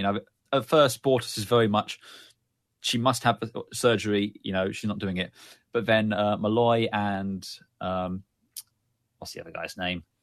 Lee. For God's sakes. Lamar. Sorry, Lamar, yeah. Malloy and Lamar sit him down and show him Rudolph the Red-Nosed Reindeer. And he suddenly realized that oh, wait, she could grow up to do great things, like Rudolph with his nose so bright. Kind of a touching but funny moment. He's obviously taking the wrong message, but, Well, no, the message is actually there. I mean, it's the message is essentially that how can I put it? It's that you have no idea how your difference, how being different, how any mutation or what's different from the social norms can suddenly work to an advantage that you couldn't possibly predict or see. Mm-hmm. And that's kind of the key. And that's what Bortus sort of hangs his hat on, because he turns around and goes, he sort of sees that Rudolph the Red-Nosed Reindeer, as shallow as it is, as being an allegory for the whole thing, which is, no one would have known what Rudolph's red nose was about, but and in his terms, he said they would have slaughtered this weakling at the birth, Yes. But actually, if it wasn't for him, Santa wouldn't have been able to pull his sleigh. So he gets this whole thing of, actually differences can make the whole stronger. Mm-hmm. And so he comes to accept it, and that's kind of his turning point. And he goes and confronts his partner, Clyden. Yeah, and Clyden is completely against it. Yeah, and I mean, I don't really want to get too much more into specifics, because I think it's one of those episodes you need to kind of watch and kind of go, okay, I'm either on board with this or it's just too simplistic and just a bit crass. Mm-hmm. But there's a plot point, more relevant plot point with Clyden. Yeah. And eventually, when it comes to this showdown. And I think the thing that goes from there on in is that it follows the Trek tropes. It follows things like episodes like Unification. Yeah. The Measure of a Man. Who Watches the Watchers? Who Watches the Watchers? Measure of a Man. The Drumhead is another one. And all these kind of classic Trek moments of kind of like, here we are in court. Picard's going to give a speech. It's going to be an impassioned speech. There's going to be that one moment where, oh, fine, we've come to realise that we were wrong all along and you were right. Yes, and suddenly out of nowhere, here's our miracle witness or miracle piece of evidence. Mm-hmm. And, you guys are rational, I'm rational, I've said something in a nice Shakespearean Yorkshire accent, and now you will basically bow to my whim. And, well, let's just say that what the Orville does... Well, we've said straight up, this is the spoilery section. If you haven't watched this episode, stop now, go and watch it, come back. We'll wait. Yeah. But still, because look, we straight up need to talk about this, because this is kind of what I think this potentially is the turning point of the show, which has taken it from just a kind of, like you said, Star Trek homage comedy show to potentially being something in its own right. Yeah. They do all of the Trek tropes, but it still goes against them. Yeah, and then what happens is the Moclans, they present a female, they find a female Moclan on the planet.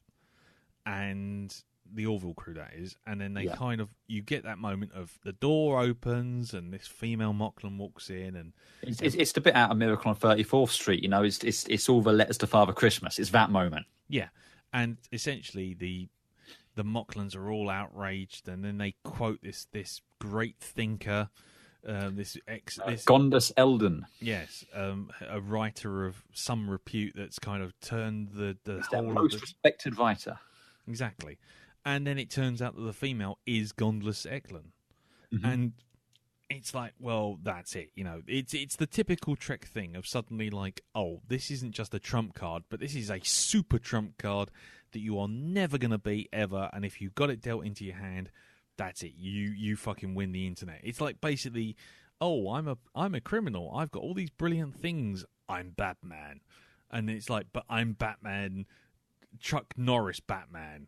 Everyone just goes, okay, fine. There you go. Job's done. Let's just all walk away. And that's exactly how I felt. As soon as that character walked in and said, I am Gonda Seklan, it's like, right, okay, so you've basically taken every Trek trope and you've thrown them all in the pot and just gone, ta-da! And I thought they were doing it to sort of highlight the stupidity of that trope. Yeah. And then what happens is the Mocklans go, well, that's all fine and lovely, but you know what? Fuck off. We don't just change on a dime.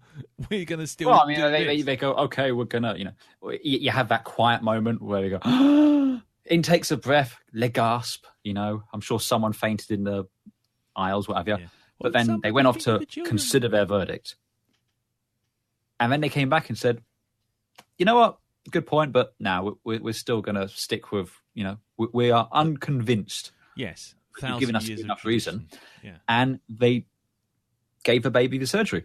But then it's not a case of, oh, well, Bortus and Clyden are now, at odds and aren't going to stay together. It's not like this is the thing. They're committed to staying together. They still have their son. They still love the son. And it's like, oh, well, shit hasn't gone our way, but it's not the end of the world. But we are going to learn from this and go forward. I mean, I don't know how this is going to develop over the rest of the series or whatever they're going to do. But just on this episode alone, it subverted the typical tropes kind of magnificently, almost. Yeah, I mean, that's the thing. I mean, the problem here is like I say, there's a whole bunch of, I've seen about 6 or 7 think pieces on this, which I think is great because suddenly that's like, think pieces mean that someone's seen this thing, disagreed with it, or found something worthwhile discussing in it, and there's a conversation going on. And when you think that this is a show from Fox, and let's be honest, the majority of Fox TV viewers, and I say this delicately and I don't mean to cause offence, but let's be honest, Fox News viewers, if you say someone who watches Fox News religiously and Fox TV, you're thinking of a specific kind of person or with specific kinds of tastes, shall we say. Certainly with Fox News, I will say Fox, the TV show, has always, I mean, it's been home of The Simpsons since God knows when. The Simpsons is the whole reason they got away with doing Fox News. They've always done that. They've always had the news is their ultra-conservative talk piece, and Fox itself has been smut or whatever, will just sell TNA. What I'm trying to like say is a lot of it is, shall we say, sun readers, for want of a better term. Yeah, no, that's a fair point.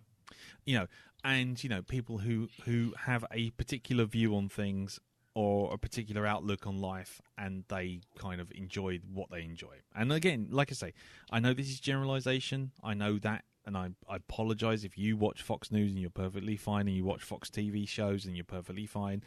That's fine. I'm not judging anyone. I'm just saying that. I'm judging a little. Well, maybe, but but what I am saying is that there's that kind of discussion. Watching something like Family Guy wouldn't happen. You wouldn't have a discussion. You wouldn't have think pieces based on a Family Guy episode. You wouldn't have think pieces based on, Star Trek, because the people who are watching Star Trek are watching Star Trek. Do you know what I mean? Yeah. Mm-hmm. And it's almost expected in Star Trek. Exactly. But what you've got here is you've got people who are watching, who think they're watching Family Guy, suddenly being presented with, a proper moral conundrum, a science fiction moral conundrum, which has a basis in sort of reality. And yes, it might be a bit more and it might be presented in a simplistic way, and it may not take care of all the nuances. And like I say, look at the think piece on IO9, and it'll just give you a complete opposite view on things, and that's completely valid. But it comes from a point of view of it's not sophisticated enough, and it's like there's a comment in there which is like not sophisticated enough for the person who understands the gender politics from the scratch, but for someone who, whose average day involves watching sports 90% of the time and then watching, the Big Bang Theory for the other 90% of the time, this is stuff that they would not normally be presented with. Mm-hmm. And so, it might not be the most subtle or the most comprehensive or even possibly the most well-researched, but the fact of the matter is it's a start. Yeah. Again, and as we said before, it's what all good science fiction should do. It shines a light onto today's society through that prism. It kind of makes it easy for you to digest, I suppose, because they're aliens. Well, exactly, and again, the good reference is that episode with Frank Gorshin, which I've now looked up, saying that, and it's called "Let That Be Your Last Battlefield." Ah, yes, mm-hmm. And again, it was 1969, and they're talking about race relations and coming to grips with the end of racism, and trying to not I say the end of racism, but trying to understand how racial tensions happen and how people are, discrimination and that kind of thing. But it's not done in a way that I would say was the most super subtle. I mean, obviously, just having Uhura on the bridge was a bigger thing at the time, but it's just the way the episode goes about it and, shows the absurdity of it to someone from the outside looking in. Exactly. And then present. So again, it becomes allegorical. You sit there going, so if I applied that thought from it's aliens to it's that bloke down the street who looks at that bloke down the street slightly differently, mm-hmm. Suddenly you've got a way of equating it with yourself. And, Kirk in that episode pretty much does that. He goes, oh yeah, we used to have this problem back in the late 20th century, but we got past it, kind of thing. We should hurry up. Well, yeah, I know. But yeah, I was going to say we're already 100 years late by that measure. But so I just thought it was a moment where I suddenly thought, okay, suddenly the Orville's done a Trek episode and they actually out-Trekked them by not having the easy answer, by not having it all presented in a nice, easy, wrapped-up bow, and then they had a speech and it all got solved and the whole planet turned on a fucking dime. Which has always been my problem with Trek, even when I did love it, which is that whole thing of the whole planet is represented by 4 guys in a room. And it's like, no, you don't, even Trump, has to talk to other people who have to talk to other people who have to foster an entire, army of people to turn around and go, he's right, or he's wrong, or yes, we will, or no, we won't. You can't just do this kind of simplistic science fiction thing of we talk to the leader and therefore the entire planet has changed. Yeah. And in this case, in the case of the Orville, they do that trope, and the race just goes, well, fuck off. There's only 20 of us in here and we don't agree with you, and that's the end of that. And who are you? Essentially, who are you to tell us how our traditions are? And I just thought it was an incredibly interesting and I would say brave, but I think that's overstating it. But it was certainly an episode that I watched and I thought, do you know what? That's what I used to love about the Kirk stuff. Yeah. Because it wouldn't always work out. It wouldn't always just wrap up nice and neatly. You may have moments where you sort of think, oh, they've won, but you're always left with that kind of nagging feeling that actually maybe they haven't. And I mean, I almost wonder if the only way they could do a show like that today and have that sort of discussion is by having it being the comedy aspect. Because I feel if you try and do a serious, finger quotes, science fiction show that attempted to do something like this, everyone immediately latches on to the fact, oh, you're preaching, you're bloody, you're trying to force a review on us. Everyone's so attuned to it now that, when you've got shows like South Park which address this, they get away with it because it's through the comedy aspect. It's the absurdity of it. I wonder if you couldn't do it in a more serious. Could a show like The Expanse do something like this? I don't know. I don't think it could. I mean, No. The thing with something like The Expanse is the problem is that the way they set out their stall is they're not that much more advanced than us. I mean, racism and bigotry and self involvement and all that kind of thing still exists. The problem that Trek has more than anything is it always sets itself up as a utopia, and then as soon as you've got a utopia and someone says, well, we've grown past this, it's like, well, where's the drama then? Yeah. And that's what kind of led to Deep Space Nine in many ways. It's like, well, where's the drama if no one's going to everyone's going to nod and just go, yep, I agree. And it's like, well, that's rubbish. So let's have a bloody big war. Okay, right, here we go. And, I mean, like I say, I don't think what the Orville did was particularly groundbreaking. I wouldn't say that. But of course not. I mean, they were doing it in Star Trek back in the 60s. Yeah. But what I would say is to maintain that kind of fun sci-fi, fun, frivolous, throwaway sci-fi adventure tone, and it is throwaway because there's too often it does this whole thing of just suddenly, and then we solve the problem, the end. But to do that and then suddenly find the weaknesses in like the Trek format and go, okay, well, you know what, we can fix this. Things wouldn't change immediately. They wouldn't change overnight. So get hold of that. And I thought that was that. I pretty much was like, wow, okay, cool. Now, obviously, we're saying that, but we need to see how it's going to go next week. Because if next week is back to bumfart willy jokes with, slime blobs making CGI penises, then it's going to be like, okay, so it was a one-off. Well, all I will say about that is, again, just looking at the production codes on the wiki page, next week's episode was the second one produced. So it might well go back to that. I think a better judge is going to be the one after that, which also is the Jonathan Frakes episode. But it's whether or not it's a Jonathan time. Is it First Contact Frakes, or is it Insurrection Frakes, or even worse, Thunderbirds Frakes? No, Clock Stoppers Frakes. You could do an entire Jonathan Frakes season on Blank Dog. No, never. No, I'm not saying you should do it. I'm just saying you could do. Yeah. It's good Frakes or bad Frakes. It's I'll tell you what is interesting. Frakes, Thomas Riker. Yeah, go on. I tell you what is interesting. Frakes has also directed an episode of Discovery. Well, there you go. So it would be interesting to see how that works out. Again, like I said, I don't know about you, but I'm certainly going to watch Discovery. So I'll be interested to see. I mean, what that show. I'm interested to see what does CBS think Trek today is, because I'll say one thing about the Orville as a generalization. Probably should have said it at the top of the show, but still, this does kind of show that you can still do that classic Trek today. Because the argument we keep hearing, the reason you can't just go and do something like Next Generation or something like that is because audiences won't accept it. It's going to look too dated. It's going to look too mundane, too whatever. Audiences are too cynical.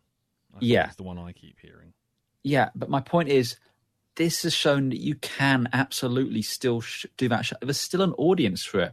I mean, okay, I don't know what these numbers mean in the grand scheme of things, but I mean, it pulled in 8.5 million viewers on the first episode, 6.5 on the second, 4 on the third. I don't know.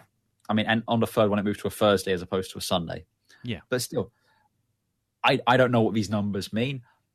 But at the same time, it's like there's still an audience out there for it. There's still, again, online. People are talking about it. There's web pages are full of discussions. Again, like episode 3, it got a conversation going, which I think is fantastic. So I think there is definitely still an audience out there for this sort of a show. And I'm just going to be kind of interested to see, because just based solely on what we've seen on the trailers for the Discovery, it seems like it's a much darker, again, much more cynical show. I don't know if that's what we're going to get. I'm just basing it on what they're presenting from the trailers so far. But for me, I mean, I don't want to get into the Discovery versus Orville thing, because I just think the Orville will lose because just the sheer weight of fandom will come crashing down on one side. But the only thing at the moment, I think, with the only problem that I have fundamentally with Discovery is this whole thing that I've always had a problem with things like let's do the triple bingo, Doctor Who, ding, and Star Trek, which is if you've got a continuity that is being written by multiple people at multiple times simultaneously, then you're going to end up with a continuity that basically fucks itself pretty darn quickly. And so at the end of the day, you have to move forward. You can't move back. You can't go backwards and still maintain that there is some kind of continuity going on, because it just isn't. It just isn't. It just simply isn't. You know, fan wikis will tie themselves into fucking pretzels trying to make sure that even though in 1991 there was the eugenics wars, but yet Voyager lands in 1999, 96. That's right, lands in 96, and yet somehow seems to be like modern day 96. Oh well, we just forgot that, you know. So the eugenics wars didn't happen. What? Oh no, they reference it in the episode. Yeah, but then but referencing it, giving it lip service in the episode isn't the same as actually having a continuity, is it? Same as. Oh, I mean, I'm not getting into the whole, because I'm with you on this. I mean, I think the mistake they've made here, and I don't know why they've done it, and maybe the episode, again, can't judge it until I've seen it. I will watch it, but I don't know why they've decided to have to go before Kirk. I don't know what their obsession is of doing stuff pre that. I don't know why they view that anything after Next Generation and DS9 and Voyager is not the way to go. I don't know why they don't jump 100 years further into the future. You can still do the same stories. You're just not bogged down by trying to explain continuities and stuff like that there.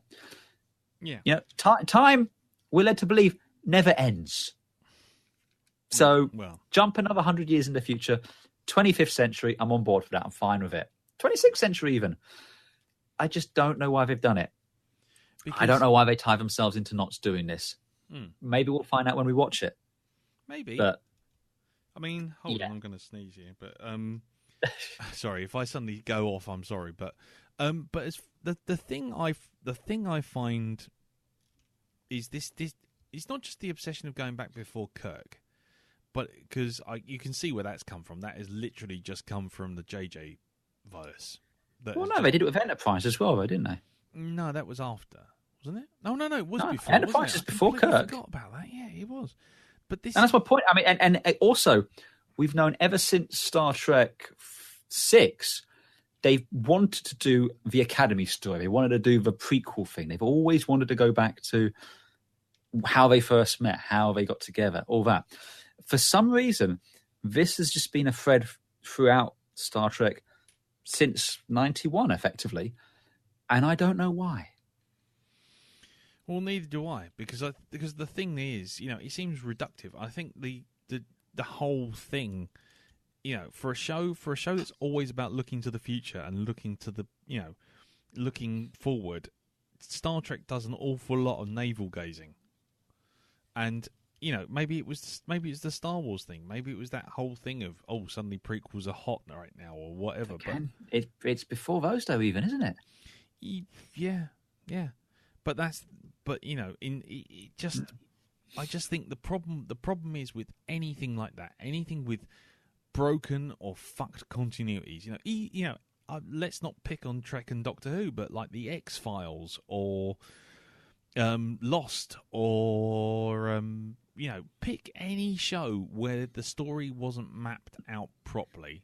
And you can see them because, you know, they invariably get to like... Battlestar Galactica. Battlestar Galactica, exactly. They get to a certain point and you suddenly feel that there isn't a plan or there isn't an idea or they're clearly making this shit up as they go along or suddenly some random thing comes in, retrofits everything else.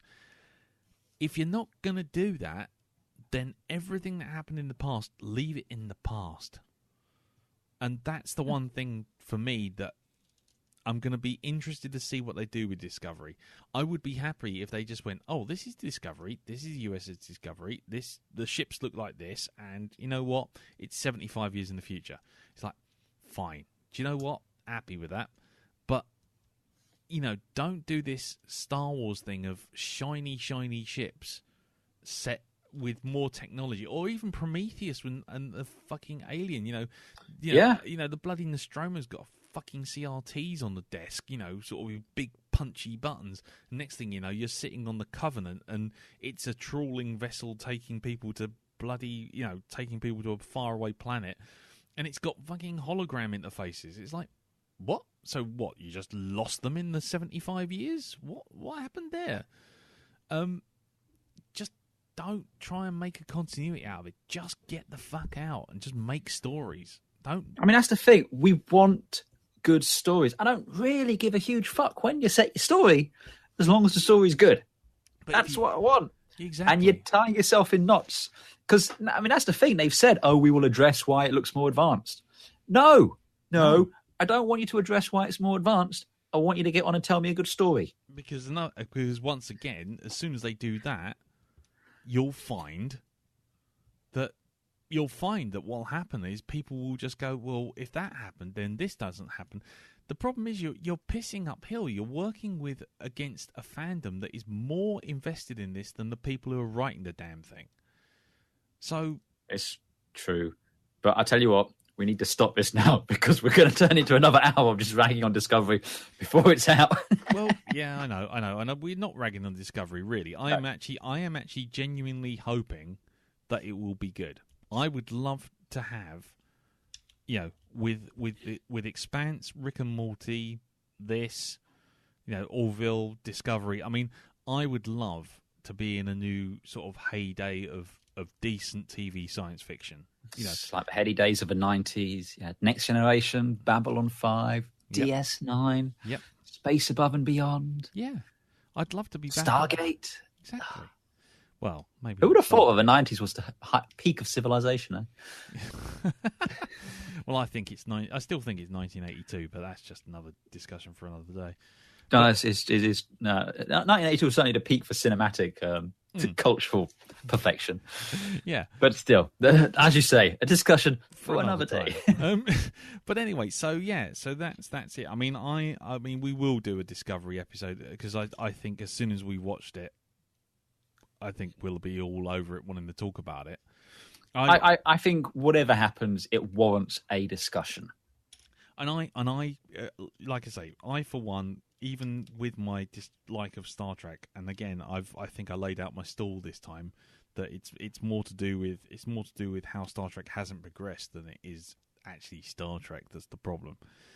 But yeah, I really want to see how this thing plays out. And at the moment, while I don't want to do it's Orville versus Discovery kind of discussion, if Discovery doesn't hit the ground running as fast as the Orville did, I might have to pull that conclusion. I might have to pull that ripcord.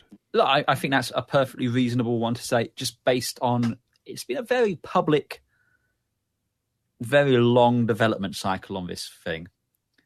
And also, fundamentally, I mean, from what we understand, from what we've read, they very consciously went away from using previous Trek alumni on the production side of things. They effectively clean sweeped. They didn't want the people working on the Orville working on this Trek. They wanted it to be a different type of Trek. So I think that's a perfectly valid comparison to make when we've seen it. I think, like you say, we'll watch it. We'll see what it is. I mean, we'll see what your schedule's like this week, but we'll probably try and record it in the week, I guess. Well, Tuesday. Tuesday's good. Aren't you doing something else on Tuesday? Nope. Okay, then. Well, we'll see if Peter watches it, see what his thoughts are. I know they're thinking of doing something for the broadcast, so maybe he'll want to save his thoughts on for that. Yeah. Still, you're going to hear what we think about it, one way or t'other. So let's wrap it up there then. Yeah. So going back to the Orville, I definitely think it's worth people's time. I also think it's worth giving it a season at least. I think anything's worth a season if you're interested.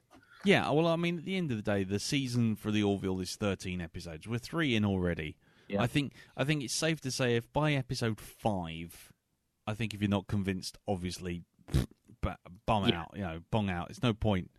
And again, I the only thing I think, my closing thoughts are, I'm kind of curious to see what people would have thought if it wasn't Seth MacFarlane in the driving seat. And I'm kind of curious. I mean, because the other thing is, actually, this is not my final thought now, I'm thinking about it. Because, I mean, it's just interesting because there's a lot of things like your Axonars and your, what's all those other ones that came out, all your fan-made things. Voyage Continues, New Voyages.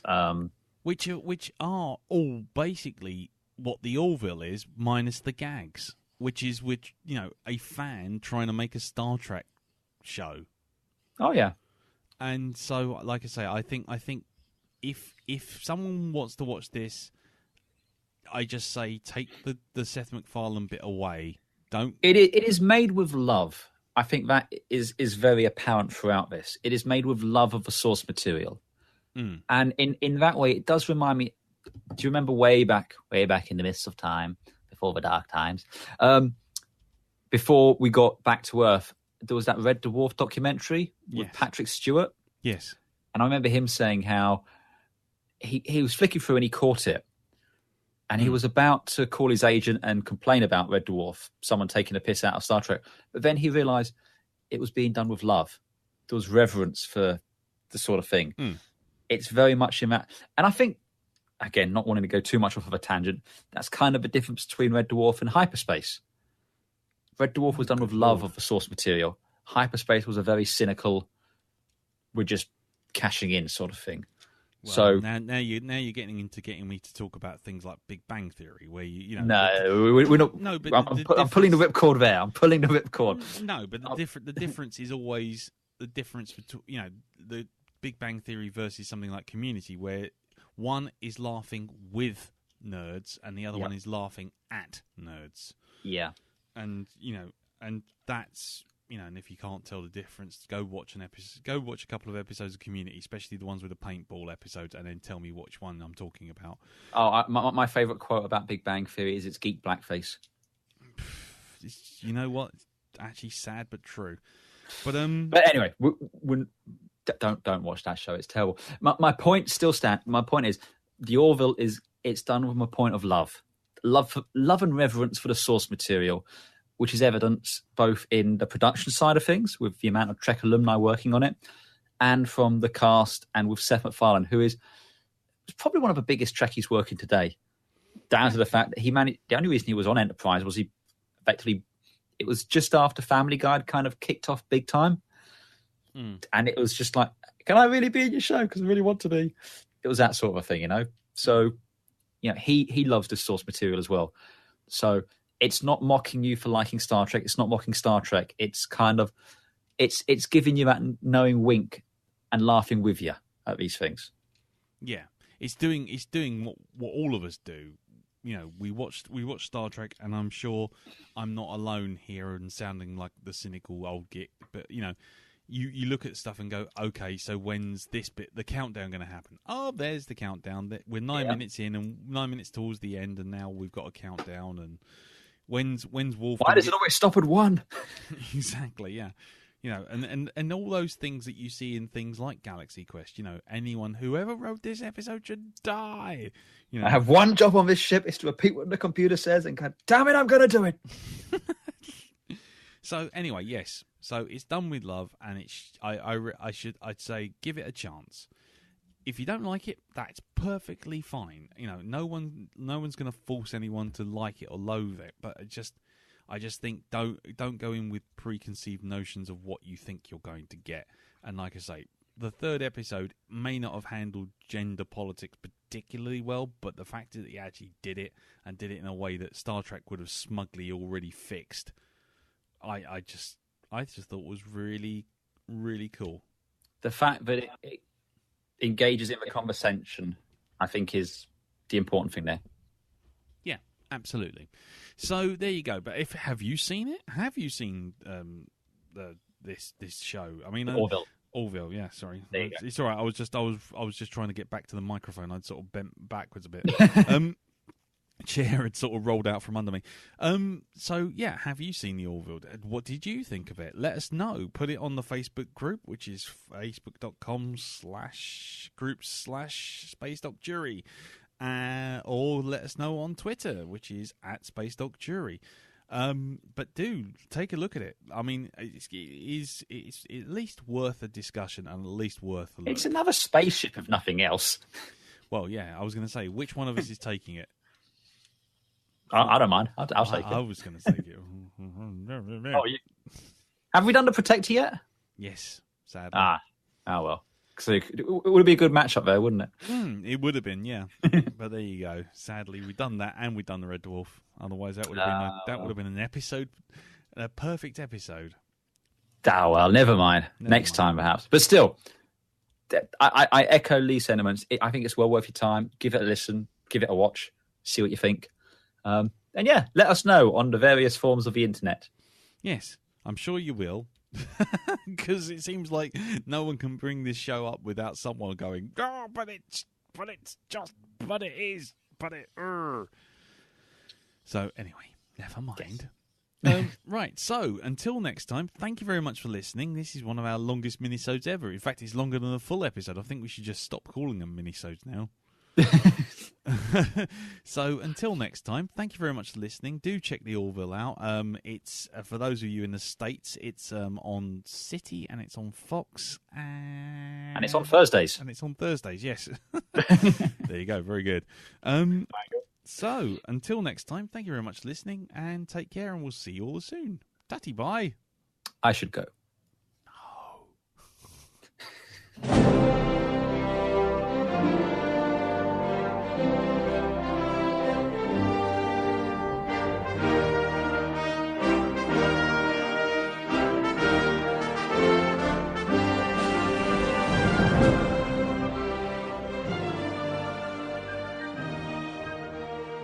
Space Doc Jury is a production of Three Angry Beards.